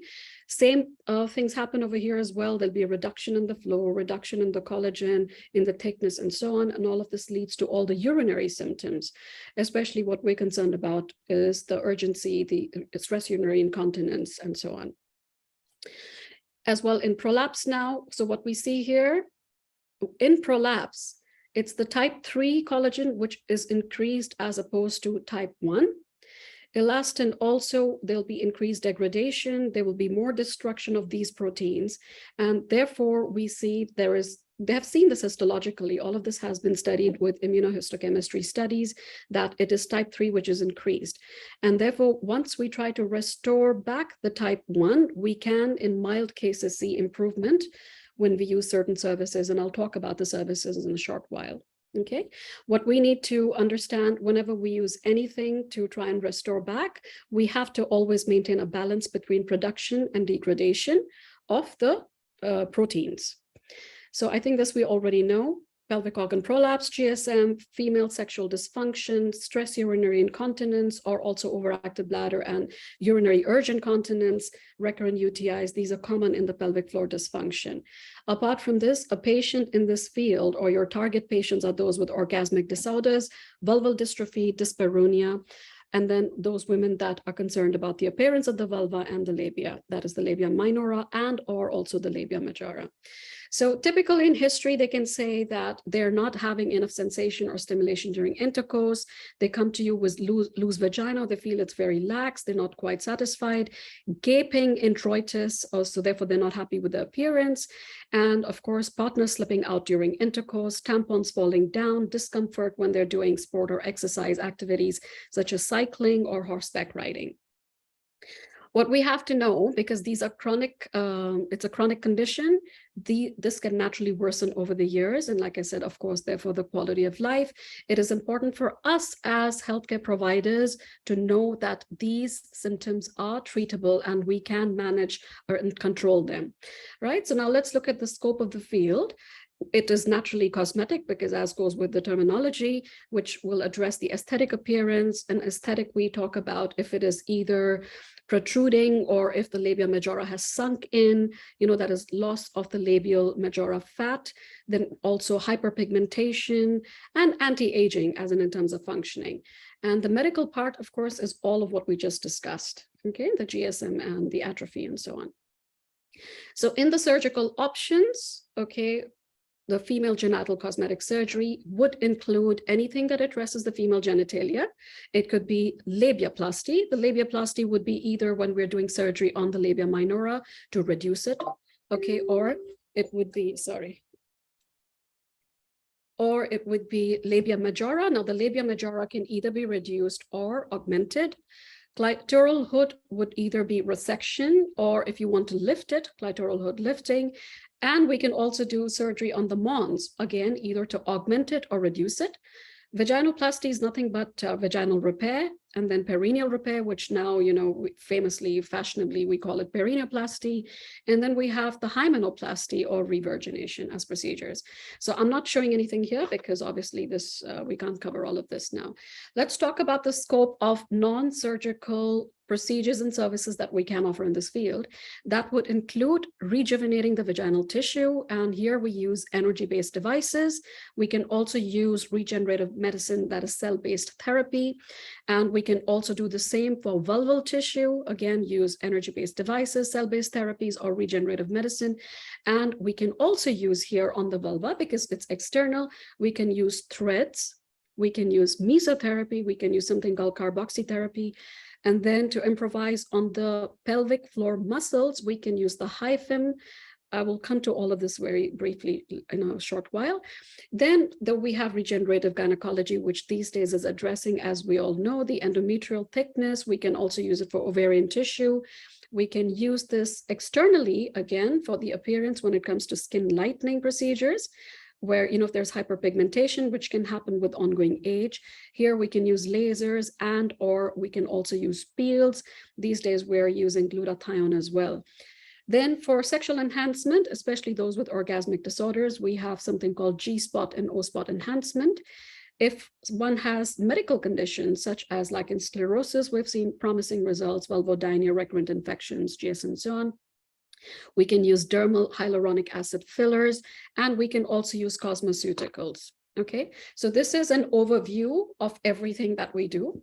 All right, in the lasers, we have various kinds of lasers that have been tried here, include erbium YAG laser, carbon dioxide laser, diode laser. These are the main three. And then we can have hybrid lasers. Hybrid lasers are a combination of two modalities. For example, they can combine CO2 with diode laser and so on. Apart from this, the other energy sources, also called energy-based devices, would include radiofrequency, HIFU, HIFIM. LLLT stands for low-level laser light therapy. And then for erectile dysfunction, this is for men actually, they have the external shockwave therapy. Now we can use this either as standalone, or we can also combine or use other things. For example, botulinum toxin, for example, this would be used for vaginismus. And for vaginismus, you can use the botulinum toxin along with an energy-based device later to have better results. We can use hyaluronic acid fillers, as I said. We can combine with bioidentical hormone replaced therapy, cosmeceuticals, nutraceuticals for maintenance. And definitely for any woman, we have to look into their dietary intervention, look at the amount of hydration, because hydration definitely influences all of these conditions and will also influence the energy-based device parameters that you're using. And then, of course, we have the age-old Kegels exercise, which some women, if they cannot afford, you can still counsel and tell them to proceed with that. The other things that I mentioned already is PRP, which is under regenerative medicine, carboxy therapy, mesotherapy, chemical peels, adipocyte-derived stem cells, and now these days, everyone's heavily into exosomes. So that's, we use all of these. So you don't always have to stick with one therapy. If you ask, what we really do in this field is we look at a patient as a whole, and you may want to offer a bespoke treatment, which is a combination of services, okay? Because always a combination of these services will give you better results as opposed to using just one modality. So what happens in energy-based device, we have to know is that it's very fast and relatively painless, induce changes in the mucosa. Whenever absorbed in sufficient amount, light energy always induces changes in the skin and mucosa anywhere in the body, be it on the face, as you can see externally, even down in the genital tissues. And what it does, therefore, is it is going to remodel the tissue matrix. It will induce superficial changes as well as deep changes. Superficially, it will shrink the tissue, and deep changes would be the stimulation of the extracellular matrix. And we saw in the extracellular matrix, it's going to naturally enhance collagen and elastin. So applications we've already seen. GSM primary, most common cases is that, and then we have incontinence, we have sexual dysfunction, very popular is the O-shot these days. We also now use it to rehabilitate after delivery, and this is very good because we sell this as a package along following delivery, because as we said earlier, one of the things that does tissue remodeling, for the worse that is delivery and natural forces, that is labor as well as pregnancy per se. And it's also very, very beneficial in cancer patients, especially those where you cannot give hormones.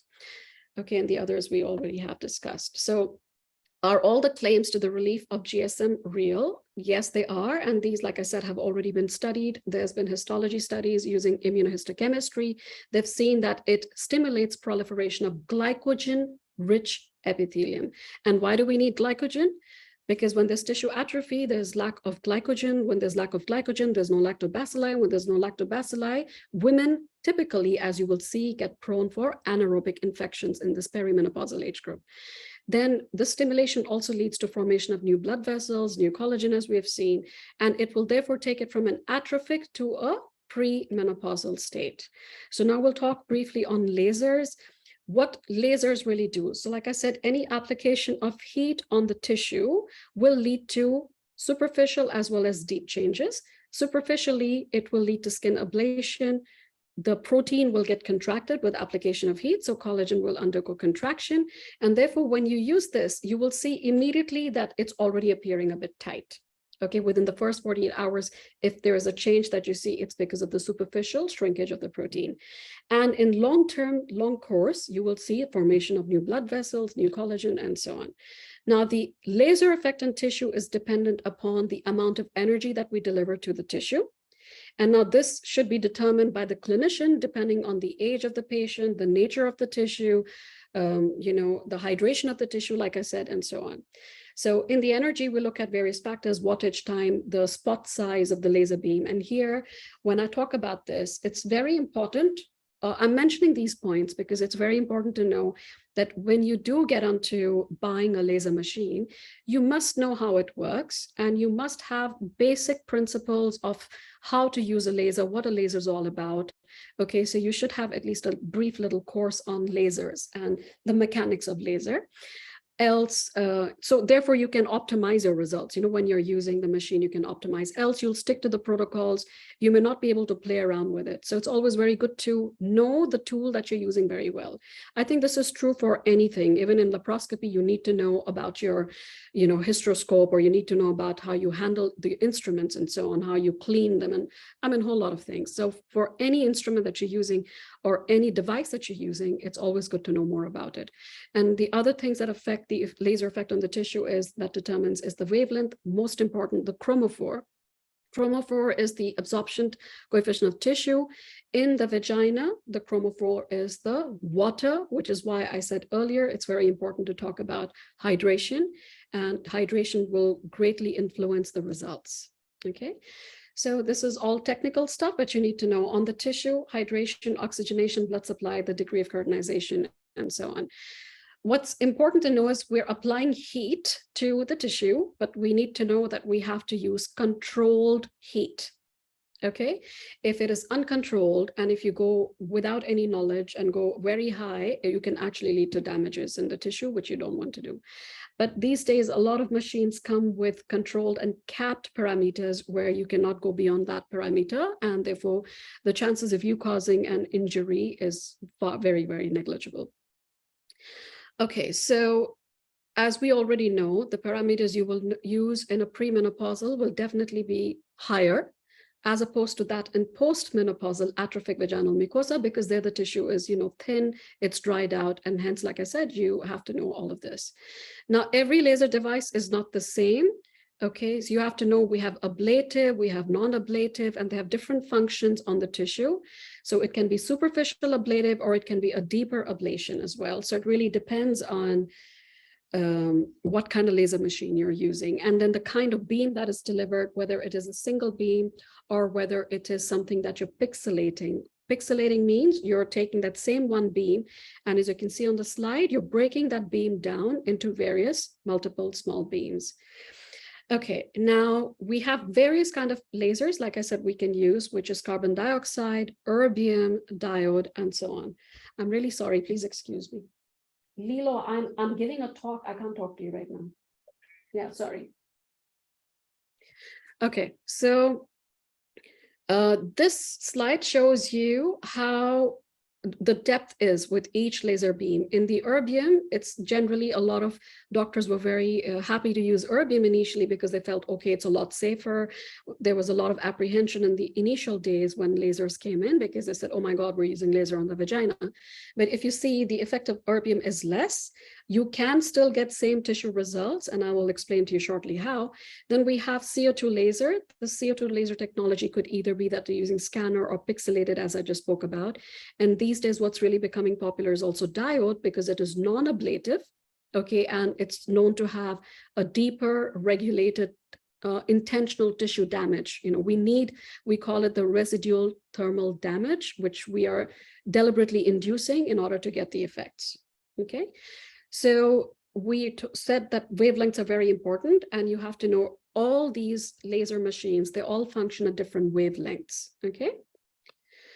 Right, so there's a difference in each on how they function. The penetration depth I've already shown you can be different in various. I'm not going to get in, these are technical details. Once you get into the field, you'll know more about it. So I'm going to skip these. Okay, so this is the ablative fractional thermolysis, as we call it. So we make small ablations, and I want you to see the colposcopy image right in the corner down here, where immediately after the laser was applied, you can see there is no bleeding, right? So for people that feel that once you apply laser to the vaginal tissue, it can lead to bleeding and cuts, that's not true. What the laser does is it ablates that particular spot, and it's very specific. It also creates coagulation. Let me go back here.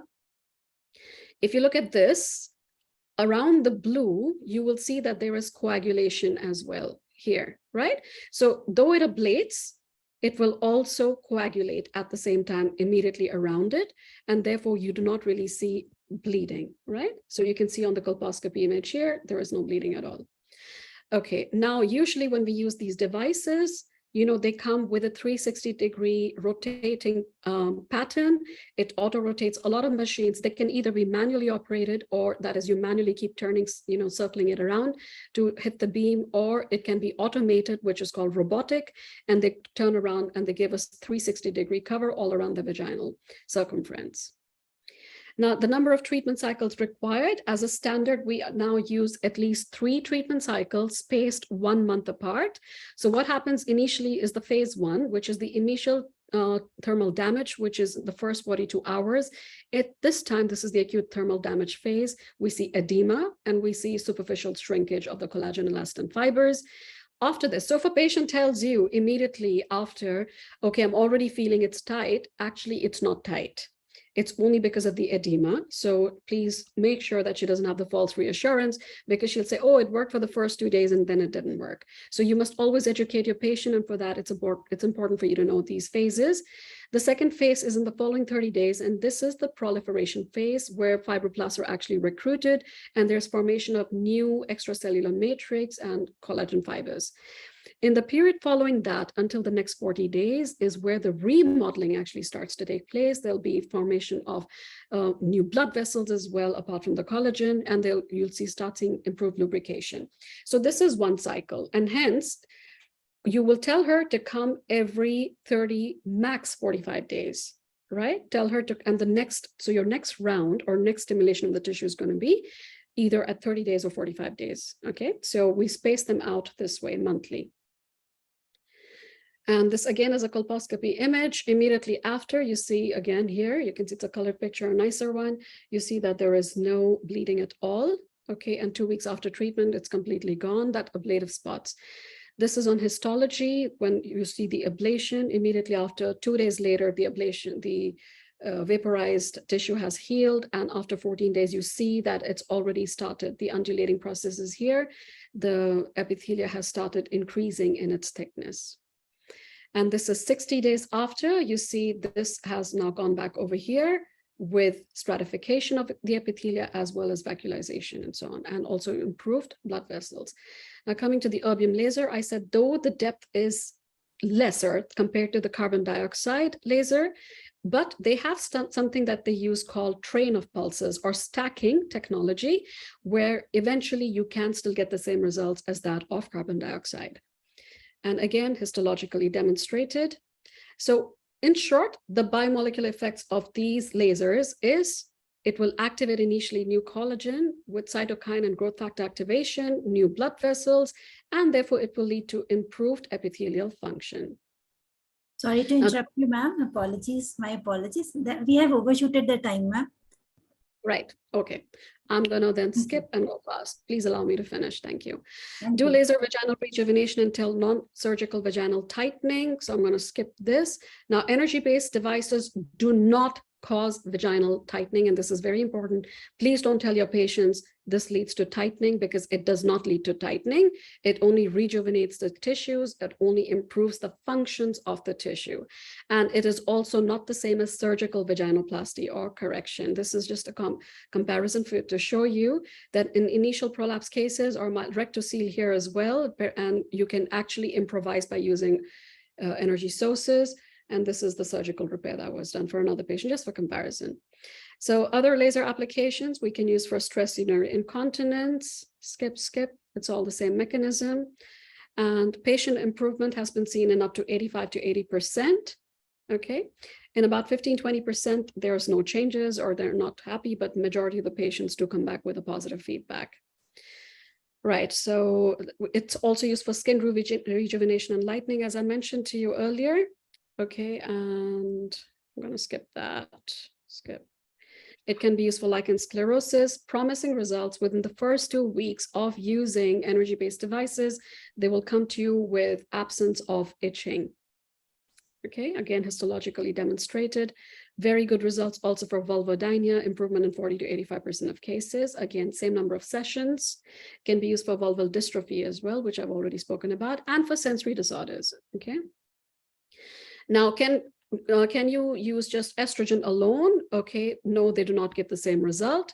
They have seen that if you overshoot the amount of estrogen cream applied, it can actually enhance the type 3 collagen. Okay. So always you have to do a good treatment consultation, do a complete, history, rule out STIs, and make sure you do the pap smear, HPV, pregnancy test, and so on. We use certain questionnaires in order to record the responses of these women, because this is all subjective assessment. We don't have ways of objective assessment. We don't go around doing histological biopsies over here, but then we have seen good results. And so therefore we use questionnaires. Radiofrequency devices can be used. Again, it leads to the same changes as lasers do, except these are non-ablative, right? And they have lesser depth. Then we have low-level laser light therapy, as mentioned. These are take-home devices that patients can use for maintenance at home. Again, it can be used for various things. Similar, we get intravaginal, extra, outside external devices as well. HIFU, the difference is it can be a little painful because this penetrates until the muscle layer, and it uses obviously higher temperature over here. Again, you can combine energy-based devices along with other procedures such as the O-spot, G-spot enhancement, vulval rejuvenation, vaginal rejuvenation, and also treatment for vaginismus. Now, the high-intensity focused electromagnetic technology does not focus on mucosa. This is the only energy-based device which is focusing on the muscle. So therefore, this has become very popular. EMSELA, as it's known by the BTL company, it aims to actually reach supramaximal muscle contractions, so way superior to Kegels. Okay, 95% improvement, and it's completed within a span of 2 weeks, 6 sessions. Other modalities, we use hyaluronic acid filler, I think I've covered all of this, so I'm not going to go here. So this is done basically for G-shot. Hyaluronic acid can be used for volumizing the labia majora. That's called vaginal padding. Rejuvenation also for hydration. And if somebody's got vulval vestibulitis syndrome, also used for lichen sclerosis. I think everybody knows we're using now Botox or botulinum toxin for vaginismus. Then we have regenerative medicine. We've already done this, so you know this very well. Adipocyte-derived stem cells is far more superior to using platelet-rich plasma. So wherever you have the option, please go for this. Okay, so you harvest the fat, centrifuge it, and then apply it. Exosomes, I think you know, these are extracellular vesicles. Again, you can apply it in anywhere in the body, except these are not autologous. Okay. Carboxy therapy, very good, very promising for stretch marks, also for vaginal rejuvenation. And we're using a medical grade carbon dioxide at a very high speed in this, right? Can also be used for cellulite. Mesotherapy, we all know what it is. It can be used on the external applications, not in the vagina. Cosmeceuticals is nothing but cosmeceuticals with pharmaceuticals. Examples would be any antioxidant with the cream, retinol or tranexamic acid with the serum, vitamin C with serum, and so on. So assessment is very important. Before you start applying, please do not blindly apply. Focus on any comorbidities, allergies, smoking, alcohol, hydration, fitness. Even those women that are heavy into exercise, if they are not exercising right, it can lead to pelvic floor POP and those dysfunction in them, especially POP, and you have to be very careful with the kind of exercises they do. Right, so these are questionnaires we use. This I've covered. I use a lot of bioidentical hormones to get better results. So we use vaginal E3 cream and a whole lot of other things. This is a chapter by itself. So we go to the next. Compounded, these are compounded hormones. They made in specialized pharmacies, and we use various kinds of hormones for women, including testosterone and so on. I think I'm at the end right now of my talk. So we're just basically going towards a proactive and preventive therapy. We know the benefits. Okay, cost is relative. So you always say instead of a surgery, in mild cases, we're not doing surgery, for example, for incontinence. Okay, so there's definitely results. We have lots of studies and more studies ever since we've gotten into this field. We definitely have consensus on the, how it helps with the tissue. And always remember to use the best tools that you have access to. You can combine therapies, and we have to be careful. If you do not know how to use something, please don't, because if you cause damage, that's going to be damaging to your reputation as well. So that's about it. Yes, I've come to an end. Thank you. Thank you, Dr. Ruby.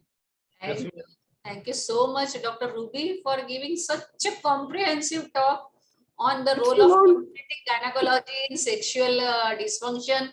And we were really not knowing that so many things are available.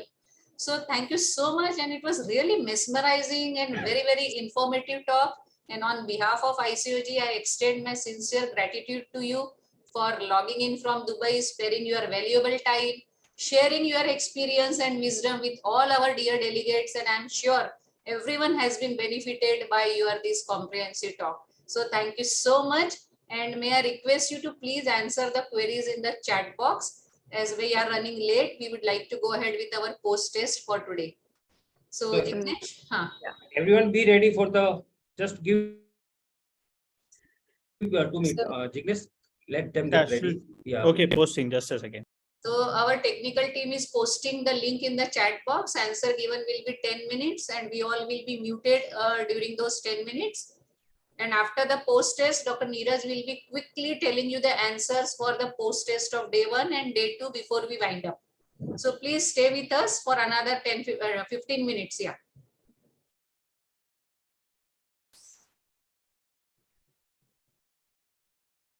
Yeah, the link has been posted and he is starting the timer now. So now link is there in chat box.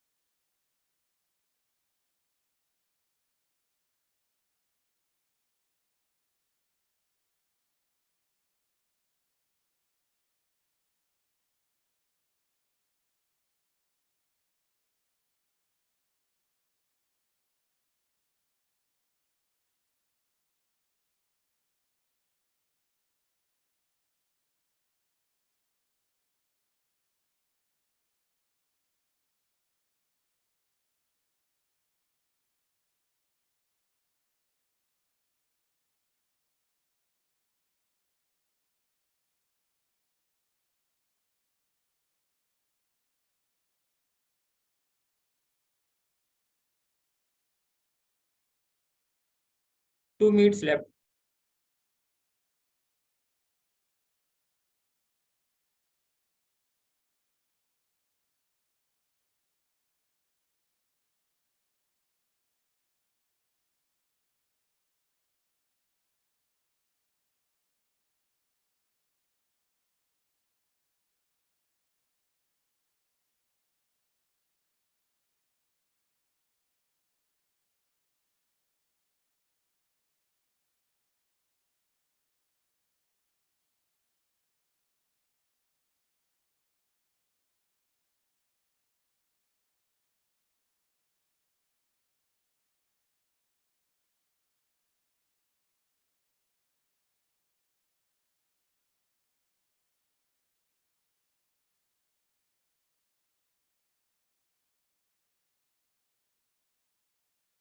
Last minute to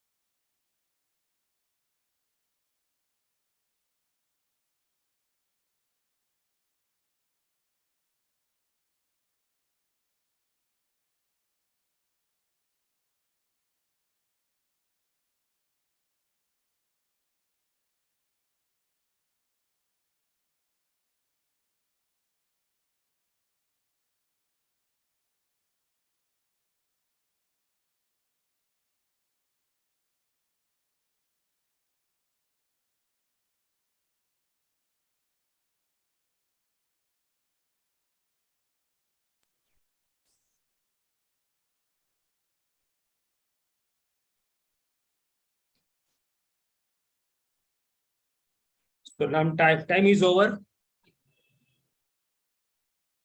So now Neeraj will be Yeah. taking Yeah, the answers for both the post test. Yes, Neeraj, please start. These are the day 1 test which we conducted in the beginning because yesterday some issue was there. So question number 1, answer is D, that is free from metabolic syndrome.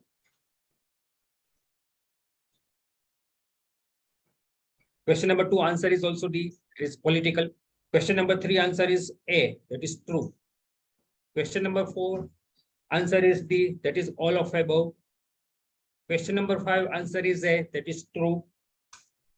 Question number 6, answer is again A. Then question number 7, answer was B, that is it was done by the Helen. Question number 8, answer is the C, that is desire. Question number 9, answer is D, that is resolution. Question number 10, answer was C, that is early discharge. And question number 11, answer was B, that is parasympathetic nervous system.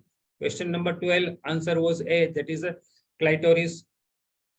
Question number 13, correct answer is answer A, that is anterior vaginal wall.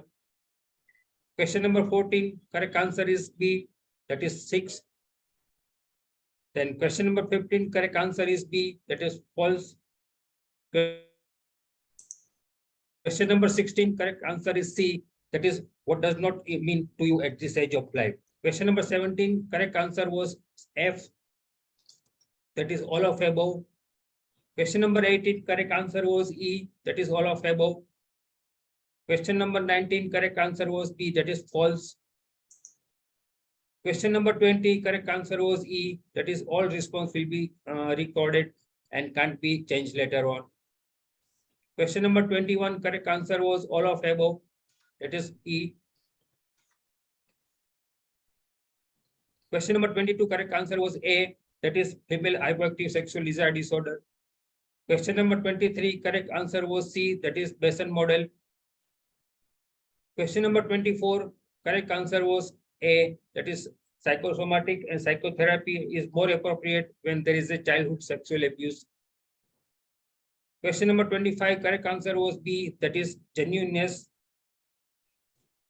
Question number 26, correct answer was C, that is client-centered approach.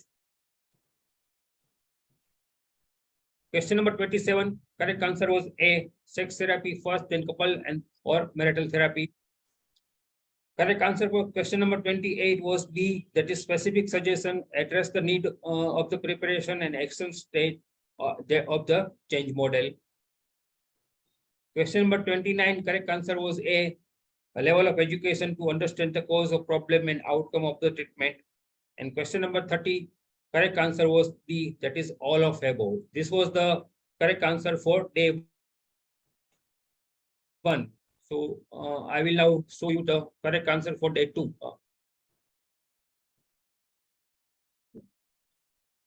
So question number 1, correct answer was answer B, that is no. Question number 2, correct answer was C, that is 10 to 42%. Question number 3, correct answer was C, that is both. Question number 4, correct answer was answer A. Question number 5, correct answer was D, that is all of above. Question number 6, correct answer was answer D, that is all of above. Question number 7, correct answer was answer C. In reality, it does not have an impact on women's quality of life.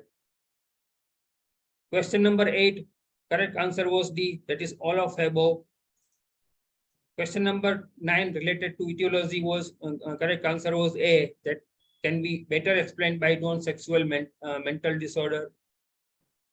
Question number 10, correct answer was D, that is even after the right treatment, most women continue their sexual dysfunction. Question number 11, correct answer was B, that is false. Question number 12, correct answer was answer B, that is false. Question number 13, correct answer was B, that is classification in DSM-5. Question 14, correct answer was D, that is menopause. Question number 15, correct answer was answer D, that is all of above. Question number 16, correct answer was answer A, that is estrogen deficiency. Question number 7, correct answer was answer C, that is vaginismus. Question number 18, correct answer was answer C, that is secondary erectile dysfunction in men. Question number 19, correct answer was answer D, that is all of above. Question number 20, correct answer was answer C, that reported to be more affected during the 3rd trimester. Question number 21, correct answer was answer D, that is A and B both. Question number 22, correct answer was answer A, that is only in high-risk pregnancy, it is recommended to consult the obstetrician in regard to sexual intercourse. Question number 23, correct answer was answer B, that is urinary complaint. Question number 24, correct answer was answer C, that is only female with the high BMI were affected. Question number 25, correct answer was answer C, that is abdominoplasty. Question number 26, correct answer was answer D, that is carboxytherapy devices. Question number 20C, correct answer was answer A, that is tighten the muscle fiber. Question number 28, correct answer was answer E, that is vaginal caliber tightening. Question number 29, correct answer was answer A, that is Jack laser. Question number and last question, correct answer is answer number D, that is P-SOT. So that were all correct answer. We will also share you by mail all 3 days correct answer. So you can just check with yourself also. So thank you everyone for joining, and I hope you have a wonderful session today. And please do join for tomorrow's session where we will be dealing mainly with the male sexual dysfunction. So please do join on time and give pre-test as well as post-test. Pre-test is basically for your own evaluation, and post-test is for your certificate, because 50% marks you should score in the post-test. So don't forget to post-test in the end of the program. So thank you everyone and good night. Lakshmi madam, yours any? No, we are already 1 hour behind schedule. Thank you so much, dear delegates, for your patience and your quest for learning. That keeps us motivated, me and Neeraj and team ICOG, to come to you with all such excellent faculties and such a good module with good subjects. So thank you so much for your appreciation, patience, and see you all tomorrow at sharp 4.